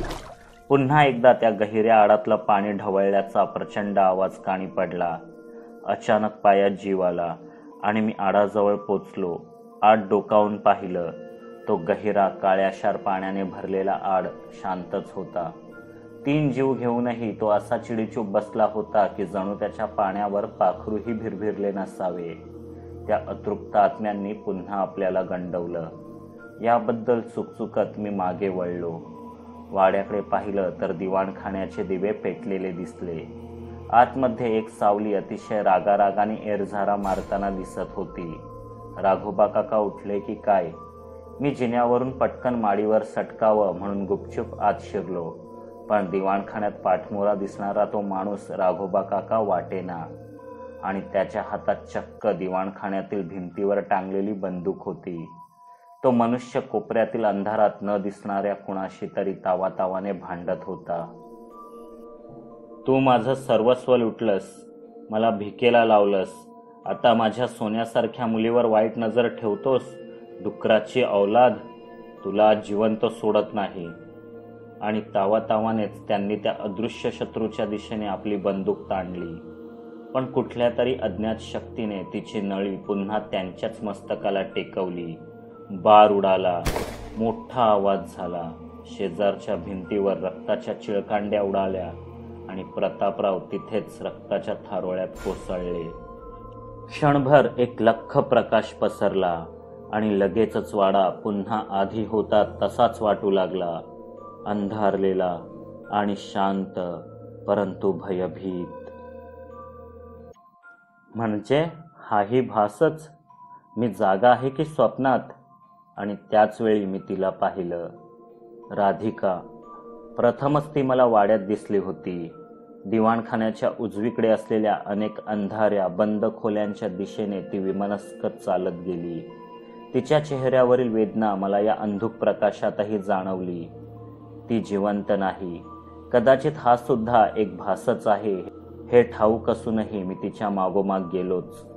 तिने एका वापरात नसलेल्या खोलीचे दार ढकलले आणि आत गेली. मीही थोडे अंतर राखून मागोमाग गेलो. दाराच्या फटीतून येणारा तुरळक प्रकाश सोडला तर या खोलीत अंधारा वाचून काहीच नव्हते. फारसे सामानही नव्हते. तरीही ती मात्र कुठेच दिसत नव्हती. एकाएकी पायाखाली काहीतरी वाजले. ते एक लाकडी दार असावे. पायानेच वरची धूळ बाजूला करून मी ते वर खेचले आणि भयाण आवाज करीत ते उघडले. आणि त्या तळघरात साचलेला युगानयुगाचा अंधार पिसाळलेल्या श्वापदासारखा अंगावर धावला. मी थोडा वेळ थबकलो. आत पाऊल टाकावे की नको? ज्या अर्थी ती मला इथवर घेऊन आली म्हणजे नक्कीच काहीतरी रहस्य या तळघरात दडलेले असणार. शेवटी मी अंधारात न दिसणाऱ्या त्या तळघराकडे नेणाऱ्या शिडीवर अंदाजाने पाऊल टाकलेच. भीती बाजूला सारली.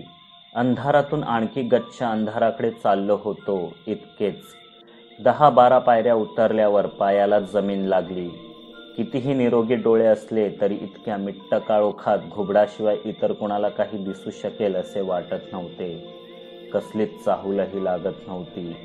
परत जावे असे वाटत असतानाच तळघराच्या दूरच्या कोपऱ्यातून कोणीतरी रडत असल्याचा आवाज ऐकू आला.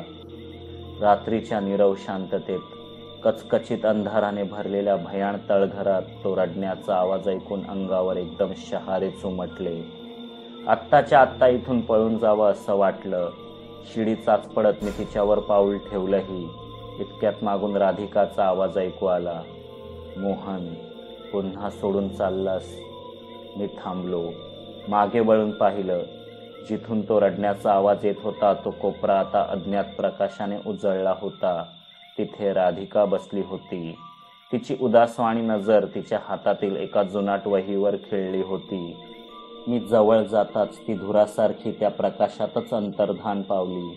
ती वही मात्र तिथेच राहिली आणि साकळून राहिलेला तो अद्भुत प्रकाशही. मी तिथेच भिंतीला टेकलो. ती वही उघडली. राधिकाने आपल्याच सुंदर हस्ताक्षरात लिहिलेली ती रोजनिशी होती, पण तिची आधीची सगळी पाने घाईघाईने फाडून टाकली होती. कदाचित क्षणिक रागातून तिनेच तसं केलं असावं. मागची काही पाने मात्र व्यवस्थित होती.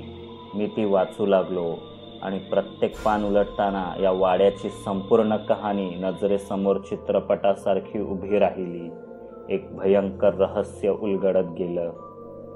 आधीच व्यसनेच्या गर्तेत अडकलेल्या प्रतापरावांना रघ्याच्या संगतीने आणखी छंद जडले. रोजच रात्री रघ्याच्या वाड्यावर नाचगाणी होऊ लागली. पूर्वी एका मुठीतून जाणारा पैसा आता दोन्ही मुठीतून जाऊ लागला. लक्ष्मीबाई, राधिका यांनी डोळ्यात अश्रू आणून परोपरीने समजावले तरी प्रतापरावांचे नाद सुटेनात. जमिनी विकून आलेले पैसे संपले. दागिनेही विकून झाले. शेवटी वाडा गहाण ठेवण्याची वेळ आली, तोही रघ्याकडेच. कारण रघ्याशिवाय आता गावात दुसरं श्रीमंत उरलंच कोण होतं. काही जमीनदारांचा बाटलीने घात केला, काहींचा बाईने, प्रतापरावांसारख्यांचा तर दोघींनी. आणि ही सगळी संपत्ती वाटा आडवाटांनी अखेर रघ्याच्याच तिजोरीत पोचत होती. वय वाढत जात होतं तसा तो अधिकाधिक तरुण आणि श्रीमंत होत होता. गाव मात्र भिकेला लागलं. जणू तो या गावावर सूडच उगवत असावा. हो, खरंच तो या गावाचा सूडच घेत होता. कोवळ्या वयातच शिक्षण सोडून चोऱ्या लबाड्या करणाऱ्या रघ्याला कंटाळून कुटुंबियांनी घराबाहेर काढलं. मग त्याला रानच मोकळं झालं. आपल्या टार्गट मित्रांना घेऊन वाटेल तिथे फिरायचे, कुणालाही लुबाडायचे, पैसे मिळाले की संपेपर्यंत खायचे प्यायचे, मजा करायची आणि नशेत जागा मिळेल तिथे पडून राहायचे. शुद्धीत आल्यावर पुन्हा तेच. गावात असे एकही घर नव्हते जिथे त्यांनी आपला हात मारला नव्हता. पकडले गेल्यावर लाथाबुक्क्यांचा खरपूस मारही खाल्ला. तुरुंगाची हवाही चाखली. तिथे नामी गुंडांकडून गुन्हेगारीचे धडे शिकले. सुटल्यावर पुन्हा गावात ऊत आणला. अखेर कंटाळलेल्या गावाने रघ्याच्या तडीपारीचा हुकूम काढला. आता पुन्हा त्याने गावात पाऊल टाकू नये, परिणाम वाईट होतील. गावकरी संतापले होते. वाळीत टाकले जाण्याच्या भीतीने त्याच्या गुंडमित्रांनीही रघ्याला ठेवण्यास नकार दिला. चिडलेल्या रघ्याने त्याच रात्री प्रतापरावांच्या वाड्यावर जाऊन दागिन्यांचा डबा पळवला आणि गाव कायमचा सोडला. दागिने विकून आलेल्या पैशांवर तो 1-2 वर्ष आरामात काढू शकत होता. पोलिसांचा ससेमिरा चुकवण्यासाठी तो दर 10-15 दिवसांनी राहण्याचे ठिकाण बदलत गेला. सुरत, बडोदा, जयपूर, भोपाळ, उज्जैन करत करत पार हिमालयापर्यंत पोचला. पैसे संपू लागले की पुन्हा कोणाला तरी लुटायचा आणि त्याच रात्री तिथून कायमसाठी फरारी व्हायचा. नाव, गाव आणि वेश बदलण्यात तो पटाईत झाला. हा म्हणता 10-12 वर्षे निघून गेली. तो एक नामांकित ठग बनला. जिथे जिथे तो राहिला तिथल्या पोलीस चौकीत त्याच्याबद्दल तक्रार नसणे ही त्याला स्वतःचीच नाचक्की वाटू लागली. मोठा हात मारला की काही दिवस तो शांत बसायचा. नवीन ठिकाणी जाऊन सभ्य प्रवाशाचा आव आणून राहायचा. एकदा काशीमध्ये तीर्थयात्री असल्याचे सोंग वठवून आलेला रघ्या त्या पवित्र त्रिवेणी संगमावर संध्याकाळच्या वेळी गर्दी गोंधळापासून दूर निवांत किनाऱ्यावर शांतपणे बसला असताना त्याच्या अंतर्मनातील उरलासुरला विवेक जागृत झाला. डोक्यावर कायमस्वरूपी छत्र नसणे, सततची धावपळ, एकाकीपण, वाढत चाललेले वय, पोलिसांच्या हाती लागण्याचे भय अशी अनेक संकटे कालसर्पयोगासारखी त्याच्या कुंडलीत ठाण मांडून बसली होती. हे सगळं सोडून एका सामान्य सभ्य माणसाचं आयुष्य जगावं किंवा पोलिसांकडे जाऊन शरणागती पत्करावी की आहे तसंच चालू द्यावं. प्रथमच त्याच्या मनात सृष्टदृष्ट शक्तींचा झगडा सुरू होता. इतक्यात त्याला कुणाच्या तरी अस्फुट ओरडण्याचा, छपाछप पाणी वाजल्याचा आवाज ऐकू आला. तो खडकावरून पात्रात डोकावला. एक वृद्ध मनुष्य गंगेत वाहत चालला होता. थोडं आडबाजूला असल्याने कुणाचंच तिथे फारसं लक्ष नव्हतं. रघ्या प्रवाहाकडे धावला. फारसा विचार न करता त्याने प्रवाहात उडी घेतली. तो नीच होता पण निर्दयी नव्हता. आजवर त्याने कुणाचा जीव घेतला नव्हता की जखमी केले नव्हते. हिवाळा असल्याने गंगेचे पाणी बर्फाहूनही थंड होते. जीव पणाला लावून त्याने त्या बुडणाऱ्या वृद्धाला काठावर आणले. त्याची शुद्ध हरपली होती. रघ्याही थंडीने थरथरू लागला. आसपासच्या काटक्या आणि कुणीतरी विसरून गेलेली काळी पेटी जमवून त्याने जाळ पेटवला. त्या मनुष्याला ऊब दिली. त्याचे ओले कपडे बदलले. स्वतःही अंग शेकू लागला. पहाट होता होता त्याचा डोळा लागला. शेकोटी विझली. रघ्या उठला तेव्हा तो मनुष्य पुन्हा आपले भगवे कपडे चढवून रघ्यासमोर प्रसन्न चित्ताने हसत बसला होता. आपण एका साधूला वाचवले हे पाहून रघ्याला बरे वाटले. आपल्या पापकृत्यांची नखभर तरी परतफेड झाली. साधूने त्याचे नाव गाव विचारले. रघ्याने आपण एक वाटसरू असल्याचे ठोकून दिले. काशी यात्रेला सहपरिवार निघालो पण वाटेत अपघाताने पूर्ण कुटुंबालाच हिरावून घेतले. आता परत जाण्यासारखे काही उरलेच नाही म्हणून दिशाहीन भटकतोय असे त्याने सांगितले. म्हणजे संसाराचे मोहाचे सगळे पाश तुटलेला तू एक योग्य शिष्य आहेस तर माझ्यासोबत चल. तुला मनःशांतीची साधना शिकवतो. साधूबुवांनी निमंत्रण दिले. हेही करून पाहूया. निदान तिथवर पोलीस तरी पोचणार नाहीत. रघ्या तयार झाला. 2 दिवस 2 रात्रींचा प्रवास करून हिमालयातील कुठल्या तरी अज्ञात शिखरावर देवदारांच्या गर्दीत हरवलेल्या आपल्या पर्णकुटीत साधूबुवा त्याला घेऊन गेले. सूर्योदयापूर्वीच उठायचे.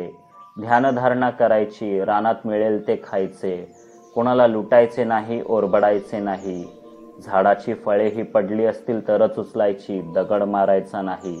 असे साधे सोपे सहज आयुष्य ते साधूबुवा जगायचे. एक बदल म्हणून रघ्यालाही ते आयुष्य आवडू लागले. भूतकाळाचा पश्चाताप नाही की भविष्याची चिंता नाही. एक प्रकारे मजाच. आणि जसजसा काळ लोटत गेला तसतसे रघ्याला कळून चुकले की साधूबुवा कोणी ऐरागैरा नाही. आयुष्यभराच्या कठोर तपश्चर्येने त्यांना विलक्षण अशा शक्ती प्राप्त झाल्या आहेत.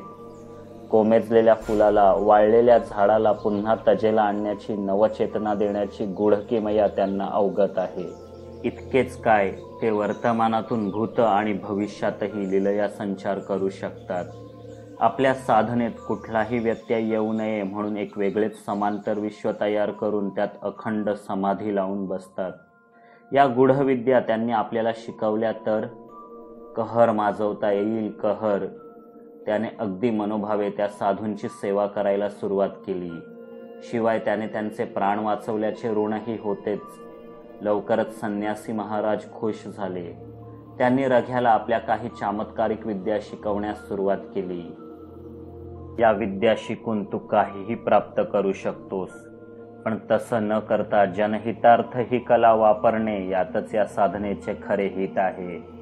उदाहरणादाखल, ज्या मंत्राचा वापर करून मी कोमेजलेल्या फुलाला पुन्हा टवटवीत करू शकतो, तीच विद्या मी स्वतःला पुन्हा तुझ्यासारखा तरुण आणि पिळदार बनवण्यासाठी वापरू शकत नाही का? पण मी तसं करणार नाही, कारण निसर्ग नियमात ढवळाढवळ करणं मला पसंत नाही. तूही तसा प्रयत्न करू नयेस. मेलेल्यांना पुन्हा जिवंत करणं आणि कुणाच्या मनात डोकावून त्याचे मनपरिवर्तन करणं, या दोन गोष्टी सोडल्या तर प्रत्येक गोष्ट या साधनेने शक्य आहे. फक्त मला एकच वचन दे की तू या साधनेचा उपयोग वैयक्तिक स्वार्थासाठी करणार नाहीस, साधूबुवांनी म्हटले. रघ्याने कुठलीही कुचराई न करता वचन दिले. पुढच्या 2-3 वर्षातच तो या विद्यांमध्ये पारंगत झाला आणि एक दिवस आपल्या विलक्षण गूढविद्येचा वापर करून समांतर विश्वात ध्यानस्थ बसलेल्या ऋषीमुनींची तपश्चर्या भंग पावली. तावातावानेच ते वास्तव जगात परतले. पर्णकुटीत दगडापासून सोने बनवण्याचा निष्फळ प्रयत्न करणाऱ्या रघ्याला त्यांनी खडसवायला सुरुवात केली. ते भविष्य पाहून आले होते. रघ्या आपल्या विद्येचा वापर करून भविष्यात किती उत्पात घडवेल याची त्यांना कल्पना आली होती. अशा नराधमाला एका पाताळासारख्या समांतर विश्वात कायमचे कैद करून टाकावे यासाठी त्यांनी मंत्र उच्चारण्याआधीच रघ्याने हातचलाखीने त्यांच्या पोटात सुरा खुपसला. नागाला कितीही दूध पाजले तरी तो ओकतो विषच. साधूबुवांना तसेच तडफडत ठेवून आपल्या असीम शक्तींनिशी या विश्वावर राज्य करायला तो परत निघाला. सुरुवात तो आपल्या गावापासूनच करणार होता. आता त्याला पकडले जाण्याचे भय नव्हते. कोणीच त्याला बंदिस्त करू शकत नव्हते, कारण त्याच्याकडे मायावी दुनिया निर्माण करण्याची शक्ती होती. आपल्या शक्तींचा वापर करून त्याने पर्णकुटीला आग लावली आणि आज साधूबुवांना तसेच सोडून निघाला. आपण जीव वाचवला नसता तर हा म्हातारा तसाही बुडून मरणारच होता. आपल्या मुले 2-4 वर्ष जास्त जगला. त्याची परतफेड त्याने आपल्याला या गूढविद्या शिकवून केली. हा तर आपला हक्कच. साधूने काही आपल्यावर उपकार केले नाहीत, अशा आविर्भावात तो निघाला. मागे जळत जाणाऱ्या पर्णकुटीत शेवटचा श्वास घेता घेता साधूबुवांनी काही शापवाणी पुटपुटली. पण तोपर्यंत रघ्या बराच दूर निघून गेला होता.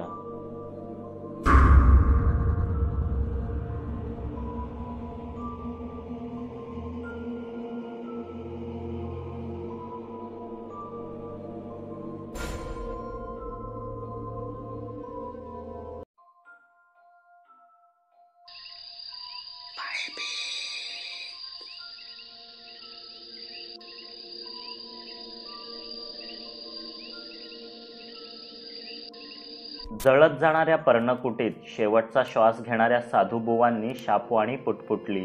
पण ती ऐकायला रघ्या होताच कुठे. तो बराच दूर निघून गेला होता. धडधडणाऱ्या आगीत त्यांचे संतापलेले शब्द निनादत होते. मला तू दग्याने ठार केलेस आणि जग जिंकायला निघालास, पण खरं तर तुझ्या पराजयाची गाथा आतापासूनच सुरू झाली आहे. तू या गूढविद्येचा वापर करून प्रथम ज्या निष्पापाचा जीव घेशील, भविष्यात तोच तुझ्या मृत्यूस कारणीभूत ठरेल आणि त्याच क्षणापासून या सर्व गूढविद्या हळूहळू तुझ्या स्मृतीतून कायमच्या निघून जातील.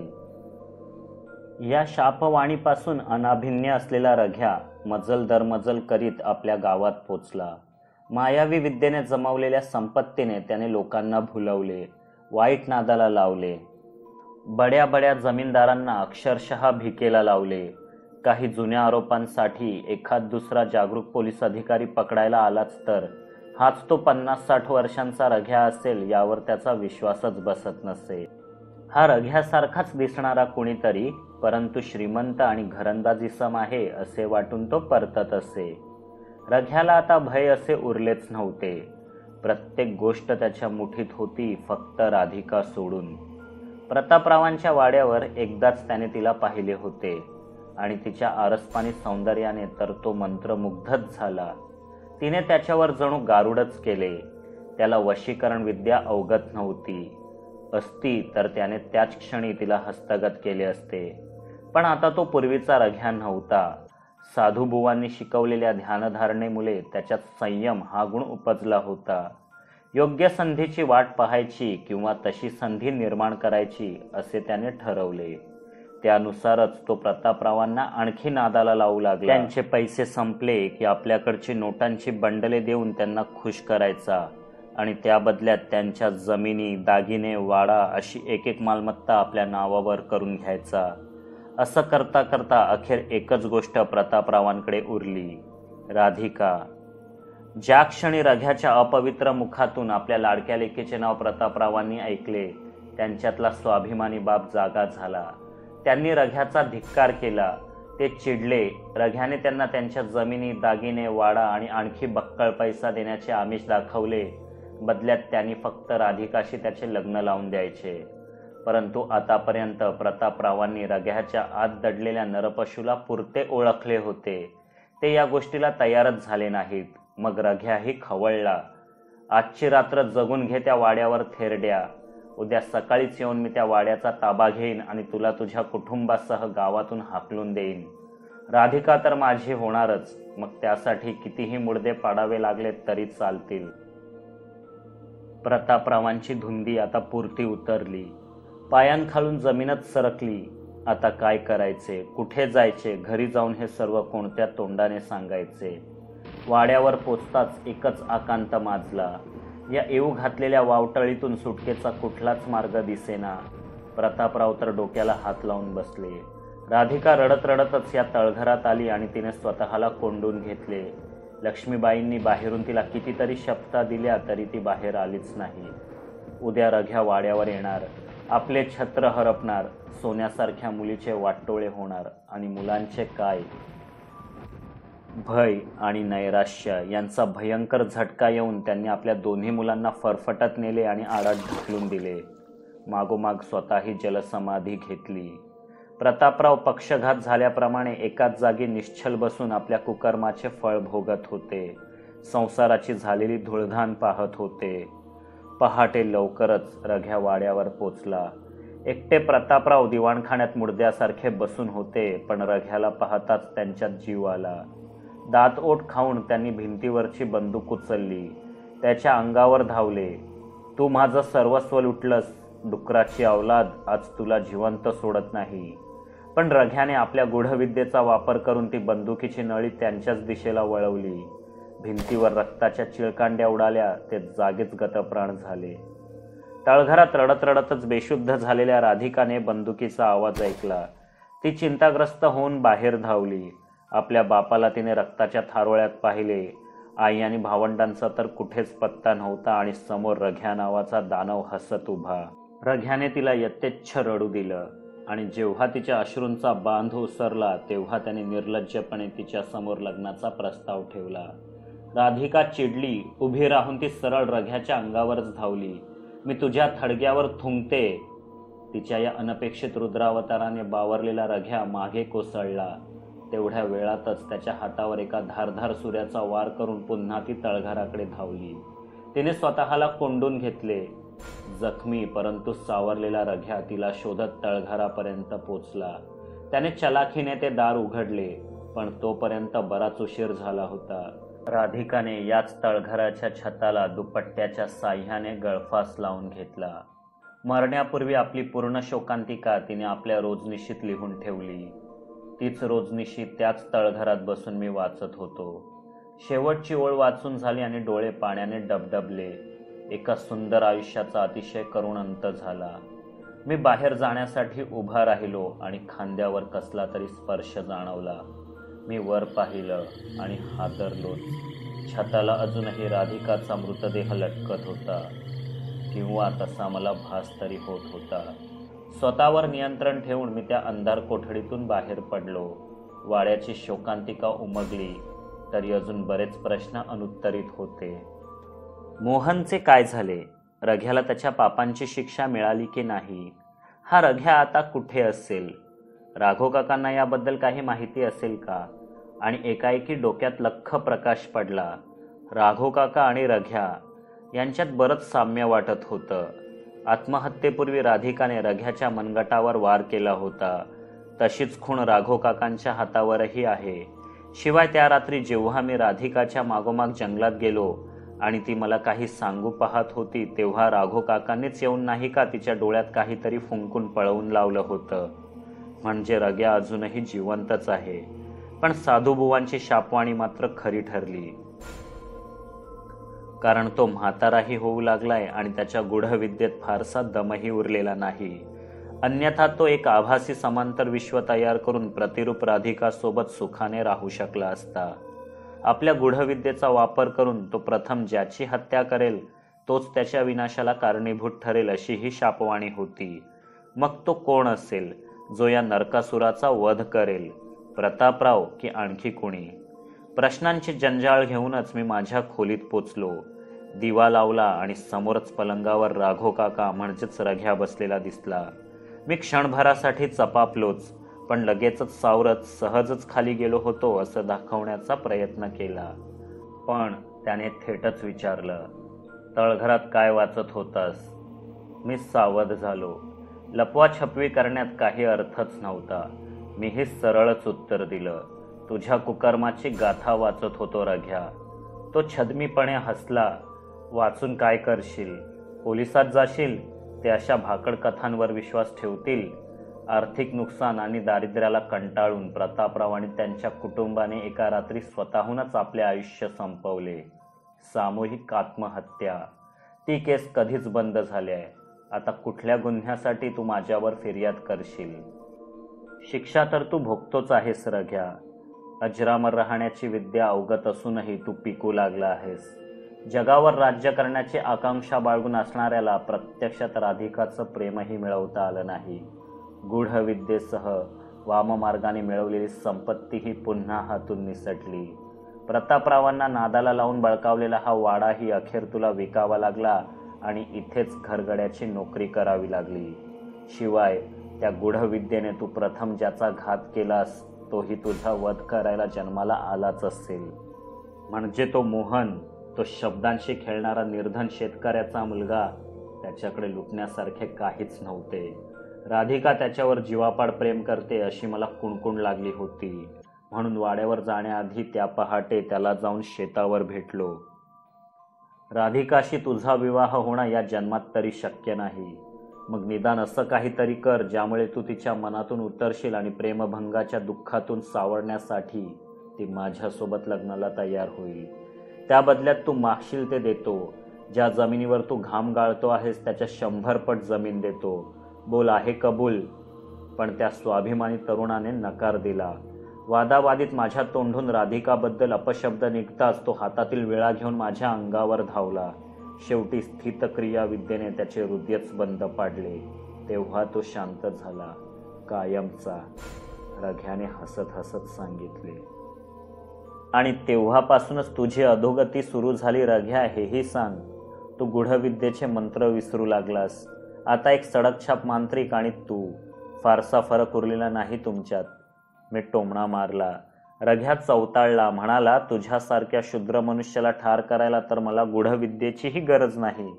पहिल्याच दिवशी तुझ्या जेवणात कोणाच्याही लक्षात न येणारे जालिम विष मिसळून मी तुझा जीव घेऊ शकलो असतो. पण तेव्हा योग्य वेळ नव्हती. गूढविद्या पूर्णपणे विसरण्याआधीच मी एक मायाजाळ विणून ठेवलंय. राधिका आणि तिच्या घरच्यांचे आत्मे या वाड्याभोवतीच एक आभासी मृत्यूपश्चात जग तयार करून बंदिस्त करून ठेवल्यात. तीच भूते तुला इथे आल्यापासून पछाडत होती. आपली कर्मकथा सांगण्याचा प्रयत्न करत होती. का ठाऊक आहे? कारण तूच मोहन आहेस. वितळलेल्या शिशासारखे ते शब्द माझ्या कानात घुसले. तरीच राधिकाला पाहिल्यावर माझ्या हृदयात कालवाकालव सुरू झाली होती. ती मला मोहन म्हणून साथ देत होती. आमचा पूर्वजन्मीचा ऋणानुबंध होता. माझे या वाड्यावर पोचणे ही नियतीच असावी आणि माझ्या समोर उभ्या असलेल्या या नरपशूचा वधही नियतीने माझ्या हातूनच लिहिला होता. मी चिडून त्याच्या दिशेने धावलो, पण त्याने राधिकावर फुंकली होती तशीच राख माझ्यावरही फुंकली. काही सेकंदातच माझे भान हरपले. रात्रीचा पहिला प्रहर सुरू झाला आणि तळघरातच रघ्याने आपल्या काळ्या जादूचा अघोरी प्रयोगही सुरू केला. गूढविद्या तो पूर्णपणे विसरलेला असला तरी राधिकाला प्राप्त करायचेच या राक्षसी लालसेने त्याने काळी तंत्रविद्या शिकण्यास सुरुवात केली आणि मागच्या 20 वर्षांच्या अथक प्रयासाने अखेर त्याने ती विद्या अवगत केलीच, जी त्या साधूबुवांनी त्याला कधीच शिकवली नव्हती. भूतकाळात परत जाण्याची विद्या. आधुनिक भाषेत सांगायचं झालंच तर एक प्रकारचे टाइम ट्रॅव्हल. त्याने गूढविद्येने छळ करून राधिकाच्या आयुष्यात ढवळाढवळ केली होती. निसर्ग नियम मोडला होता. तिच्या आणि तिच्या कुटुंबियांच्या मृत्यूपश्चात तयार झालेले हे भविष्य एक आभासी भविष्य होते. तो गावात परतला तेव्हा त्याने आपण रघ्या नसून रघ्याचा पुत्र रघुवीर असल्याचे सांगितले असते आणि चांगुलपणाचा मुखवटा चढवून गावकरी प्रतापराव व राधिकाचे मन जिंकले असते तर आज वास्तव काही वेगळेच असते. शिवाय गूढविद्या वापरून कुणाच्याही हत्येचे पातक डोक्यावर न चढल्यामुळे साधूबुवांची भविष्यवाणी ही खोटी ठरली असती. अलौकिक सामर्थ्याच्या उन्मादाखाली आपल्या हातून भली मोठी चूक घडली. आता भूतकाळात परत जाऊन ती चूक सुधारायची. त्यासाठी त्या विवक्षित वेळेत परत नेणारे द्वार मंत्रतंत्राने उघडायचे. वाड्यात ज्याला आपण बांधून ठेवलंय त्या शूद्र भयकथा लेखकाला भिण्याचे काही कारणच नाही. तो तर मोहनचा पुनर्जन्म. जर मोहन दगावणारच नसेल तर त्याचा पुनर्जन्मच कसा होईल. यावेळी सगळे नीट करायचे. राधिका लग्नाला थोडे आढेवेढे घेईल, परंतु प्रतापराव आपल्या मुलीचे लग्न एका श्रीमंत व्यापाऱ्याशीच करतील, त्या दरिद्री मोहनशी नाही. असे अमानवी मनोरथ रचत असतानाच त्याने त्या अपवित्र आगीला आणखी मुठभर इंधन अर्पण केले. ज्वाळा भडकल्या. हिरवा पिवळा धुरांचा ढगच तयार झाला. तो धूर वाडाभर पसरू लागला. मागोमाग अनाकलनीय मंत्रोच्चार वाड्याचा कोपरा न कोपरा व्यापू लागले. अशा अवस्थेत कोणीही त्या वाड्याच्या आसपास असता तर भयभीत झाल्या वाचून राहिला नसता.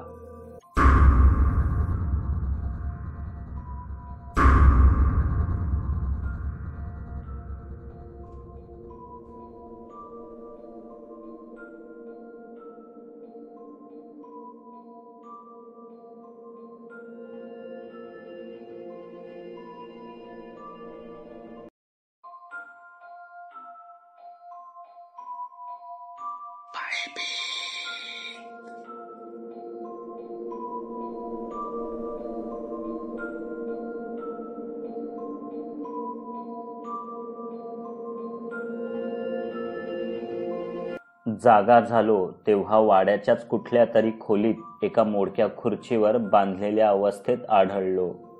संपूर्ण खोलीत धुरकट प्रकाश पसरलेला. खालून भयप्रद मंत्रोच्चार ऐकू येत असलेले. मी लगेचच हात सोडवण्याची खटपट करू लागलो आणि मला यशही येत होतं, कारण थोड्याच वेळात गाठी सैल पडू लागल्या. तळघरात सापडलेली राधिकाची रोजनिशी अजूनही शर्ट खाली पोटाजवळ नीट दडवलेली होती. रघ्याने माझी नीट चाचपणी केली नसावी किंवा तो फार घाईत असावा. हात मोकळे होताच प्रथम मी दाराकडे धावलो, पण लगेचच थांबलो. रघ्या जरी वृद्ध वाटत असला तरी त्याच्याकडे मंत्रतंत्राचं बळ होतं.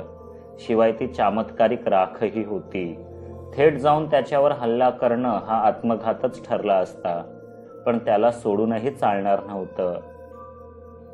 भूतकाळात परत जाऊन तो माझ्या राधिकाच्या आयुष्याची वाताहत करणार. त्याला थांबवायलाच हवं, पण कसं? बाहेर जाऊन पोलीस किंवा इतर कुणाची मदत आणावी तर त्यात फार वेळ जाईल. तोपर्यंत कदाचित रघ्या भूतकाळात परतलेलाही असेल. समजा त्याला पकडून किंवा ठार करून हे कर्मकांड करण्यापासून रोखलेच तरीही या वाड्यातील अतृप्त आत्म्यांची तडफड काही थांबणार नाही. कारण रघुने तयार केलेले समांतर विश्व, मायाजाल काही आपोआप नष्ट होणार नाही. काहीच करू न शकण्याची हतबलता आणि नैराश्य घेऊन मी थोडा वेळ तसाच बसलो. पण नंतर आठवलं, साधूबुवांच्या शापवाणीनुसार मी खरंच मोहनचा पुनर्जन्म असेन तर रघ्याला रोखण्याची काहीतरी तजवीज नियतीने नक्कीच केली असणार. मी पुन्हा एकदा राधिकाची डायरी नीट वाचू लागलो. त्यात काही अशा गोष्टी सापडल्या ज्या राधिकाला माहीत असूच शकत नव्हत्या. उदाहरणादाखल रघ्याने गावातून तडीपार झाल्यावर व्यतीत केलेला काळ, त्याची गूढविद्या शिकणे आणि साधूबुवांची शापवाणी. कदाचित रघ्याच्या मायाजाळात अडकलेल्या राधिकानेच माझ्या माहितीसाठी हे सर्व लिहिले असणार. वास्तवात जगूनही मी वेळी अवेळी राधिका आणि तिच्या घरच्यांना पाहू शकत होतो. म्हणजे त्या समांतर विश्वात किंवा भूतकाळात पोचवणारी एक खिडकी किंवा पोर्टल या वाड्यातच कुठेतरी असणार. जर रघ्यासोबत मीही त्या वेळेत परत जाऊ शकलो तर रघ्याला नक्कीच रोखता येईल. त्याने राधिकापर्यंत पोचण्याआधीच त्याला नष्ट करू शकलो तर पुढचे हत्याकांड टाळता येईल. पण काहीही झाले तरी मोहनचा मृत्यू मात्र टाळता येणार नाही. कारण मोहनचा मृत्यूच मला जन्माला घालतो आणि शापवाणी सत्यात उतरवतो. म्हणजे राधिकाचे जगणे सुसह्य करण्यासाठी रघ्याने मोहनला ठार केल्यावरच रघ्याचा मृत्यू अपेक्षित आहे. ठीक आहे, काय करायचं ते ठरलं, पण कसं करायचं? त्याच दिवशी त्याच वेळी भूतकाळात परत जाणं हे कर्जतवरून मुंबईला परतणं इतकं सोपं नाही. ती काळ वेळेत मागे पुढे नेणारी खिडकी मला शोधावीच लागेल. मी आठवू लागलो, ज्या ज्या वेळी मी राधिकाला पाहिलं त्या त्यावेळी मी काय करत होतो, आणि उत्तर सापडलं. मी माझी कादंबरी पूर्ण करत होतो. म्हणजे माझी कादंबरीच ते पोर्टल होतं. आतापर्यंत मला त्या आभासी जगातलं जे जाणवलं तेच मी लिहित होतो. आता मी जे लिहीन तेच भूतकाळातलं वास्तव बनणार होतं आणि त्याने राधिकाचं भविष्य घडणार होतं. मी गुपचूप त्या खोलीबाहेर पडलो. रघ्याला भूतकाळात अगदी त्याला कळू लागलं तेव्हापर्यंतही परत जाता आलं असतं. काबाड कष्ट करून इमानदारीचे सामान्य आयुष्यही जगता आलं असतं. पण काबाड कष्ट करणं त्याच्या रक्तातच नव्हतं. शिवाय तसं केल्यास तो प्रतापरावांच्याच वयाचा असता. मग राधिका मिळणं अशक्यच. निदान साधूबुवांच्या मृत्यूला कारणीभूत न ठरून शापवाणी तरी टाळावी असाही त्याने विचार केला. पण गूढविद्येशिवाय तो तरुण राहणंच शक्य नव्हतं आणि साधूबुवांशी खोटं बोलल्याशिवाय गूढविद्या प्राप्त होणार नव्हती. आणि त्या अलौकिक मनुष्याला हे सगळं कधी ना कधी कळून शापवाणी चुकणारही नव्हती. म्हणजे गावात परत येण्याची वेळच रघ्यासाठी भूतकाळ बदलण्याची आदर्श वेळ होती. मी माझ्या लिखाणाच्या खोलीत शिरून दार आतून घट्ट बंद केलं. मग लिहू लागलो. त्याचवेळी आपली तंत्रक्रिया संपून रघ्याही भूतकाळात पोचला. आता एक नवीनच भूतकाळ माझ्या हातून लिहिला जाऊ लागला. त्यावर माझे नियंत्रण नव्हते. नियतीच ते माझ्याकडून लिहून घेत असावी. एकाएकी मला पिसासारखे हलके वाटू लागले. गूढविद्येने जमवलेली बरीचशी धनदौलत घेऊन रघ्या गावात पोचला. त्याने सर्व देणेकऱ्यांना खुश केले. अडलेल्या नडलेल्यांना पैसे व्याजाने देऊ लागला. सावकारी करू लागला. आपण रघ्याचा पुत्र रघुवीर असून आपल्या बापानेच इथे धाडले असे तो सर्वांना सांगू लागला. ते सध्या काशीत दुकान चालवतात. सर्व वाईट धंदे त्यांनी केव्हाच सोडले आहेत. असा नवा बनाव त्याने रचला. पडके घर पाडून नवा वाडा बांधला. आपल्या छंदांपासून तो दूर राहूच शकत नव्हता. पण हे सगळे प्रतापराव आणि राधिकाच्या कानांवर जाणार नाही याची मात्र तो पूर्ण काळजी घ्यायचा. प्रतापराव नशेच्या आहारी गेलेले आणि राधिकाच्या मनात मोहनबद्दलचे प्रेम उमलत असणारी ती वेळ. रघ्या राधिकेच्या संगीत शाळेच्या वाटेवर आपल्या सर्व धनदौलतीचे प्रदर्शन अंगावर मांडून उभा असायचा. पण तिने त्याच्याकडे कधी ढुंकूनही पाहिले नाही. कारण तिचे ओठ मोहनने लिहिलेली कविताच गुणगुणत असायचे आणि नजरही त्यालाच शोधत असायची. रघ्याच्या अंगाचा तिळपापड होऊ लागला. आता उशीर करून चालणार नाही. एक दिवस तो रघुवीर बनून वाड्यावर गेलाच. सभ्य भाषा, उत्तम पेहराव आणि महागड्या भेटवस्तू देऊन त्याने प्रतापराव आणि लक्ष्मीबाईंना खुश करून टाकले. आपले वडील केलेल्या कृत्यांबद्दल फारच शर्मिंदा असून त्यांनी माफी मागितली आहे व काही नजराणेही भेट दिले आहेत असे सांगून त्याने स्वतःच वाड्यावर केलेल्या दागिन्यांच्या चोरीची परतफेड करून टाकली. त्याचे फासे यावेळी बरोबर पडले. तो जाताच प्रतापराव आणि लक्ष्मीबाई राधिकासाठी हे स्थळ अनुरूप असेल याबद्दल चर्चा करू लागले. रघुवीरच्या बापाचा इतिहास लज्जास्पद असेल पण त्याचा मुलगा मात्र वाईट नाही असे त्यांचे मत झाले. शिवाय इतर मातब्बर जावई शोधू गेल्यास द्यावा लागणारा प्रचंड हुंडा कुठून आणायचा हाही प्रश्न होताच. राधिकाने पडद्याआडून हे सर्व ऐकले. तिच्या उरात एक सल उठला.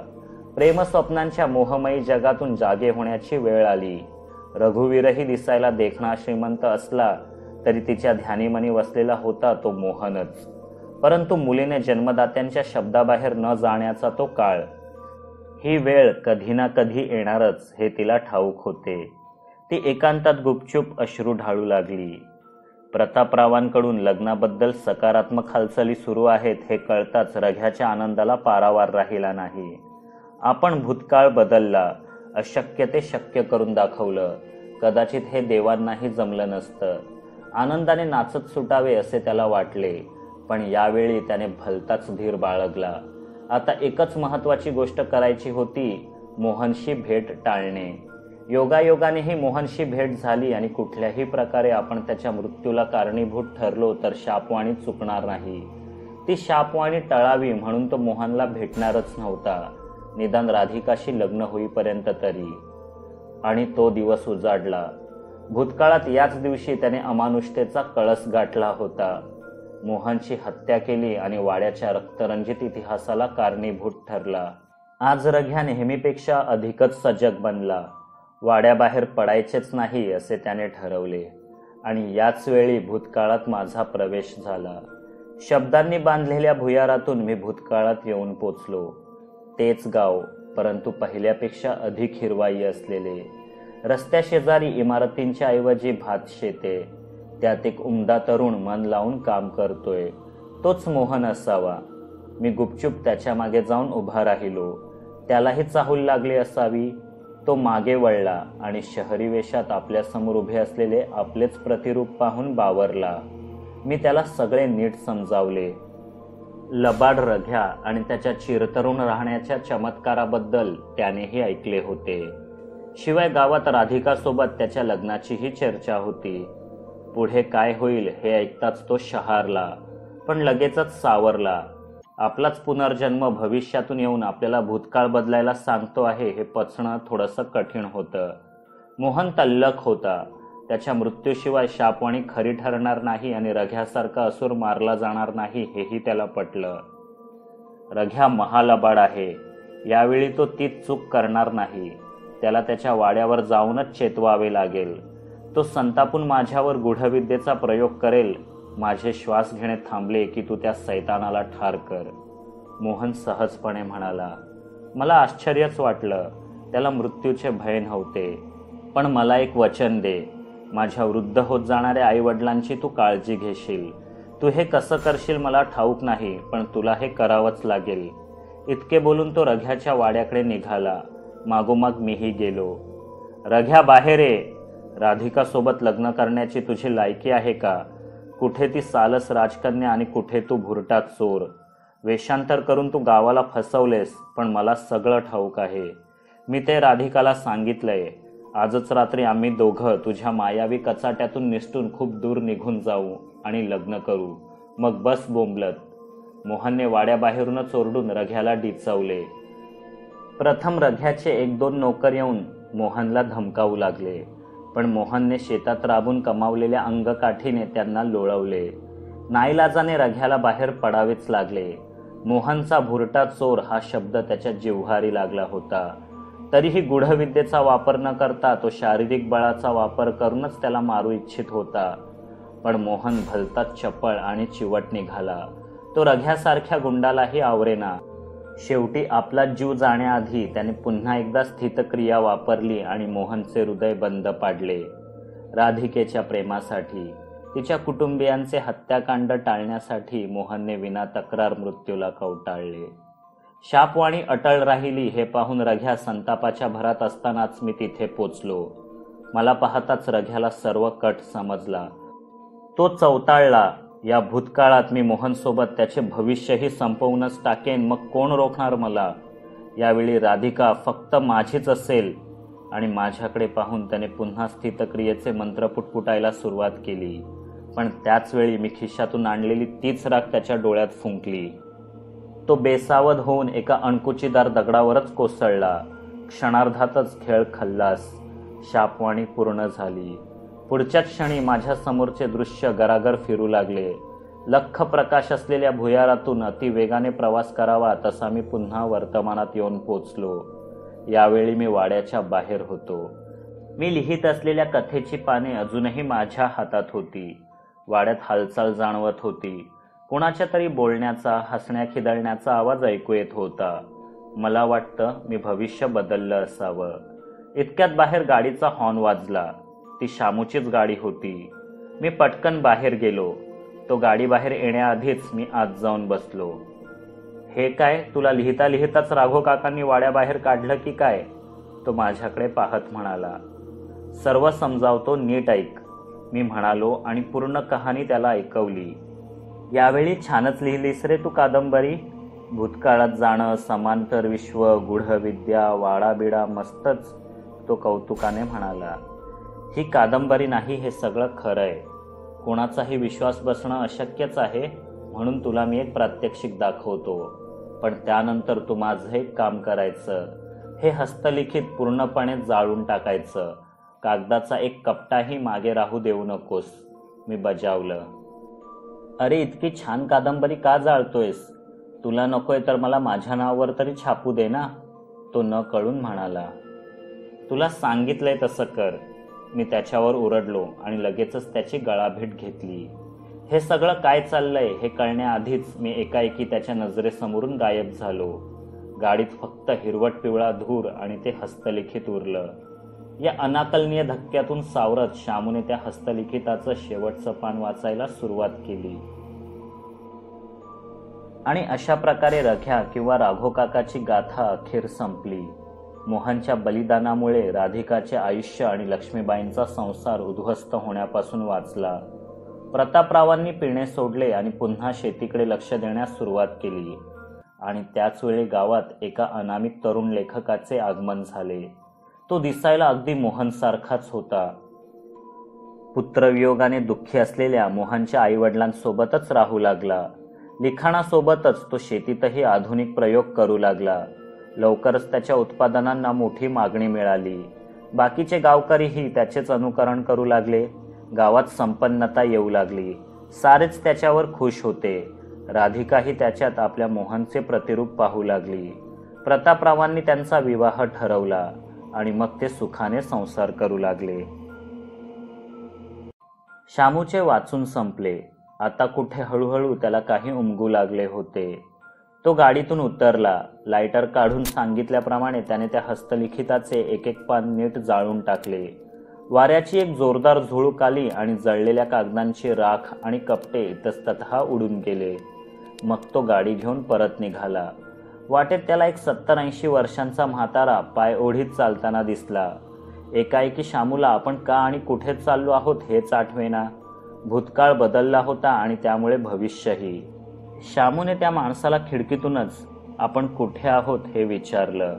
माहिती मिळताच तो धन्यवाद म्हणून पुढे जायला निघाला. म्हातारा वाटेवर धूळ उडवीत निघून गेलेल्या गाडीकडे पाहत तिथेच उभा राहिला. त्याचवेळी पुन्हा एकदा जोरदार झुळूक आली. पालापाचोळ्यासोबतच अर्धवट जळालेल्या कागदाचा एक तुकडाही उडत त्या म्हाताऱ्यासमोर येऊन पडला. त्याने तो उचलला आणि त्यावर जे काही लिहिलं होतं ते पाहून क्रूरपणे हसू लागला. त्या कागदावर लिहिलं होतं, आणि मग ते सुखाने संसार करू लागले. खाली 2-3 ओळी अजूनही रिकामीच होत्या.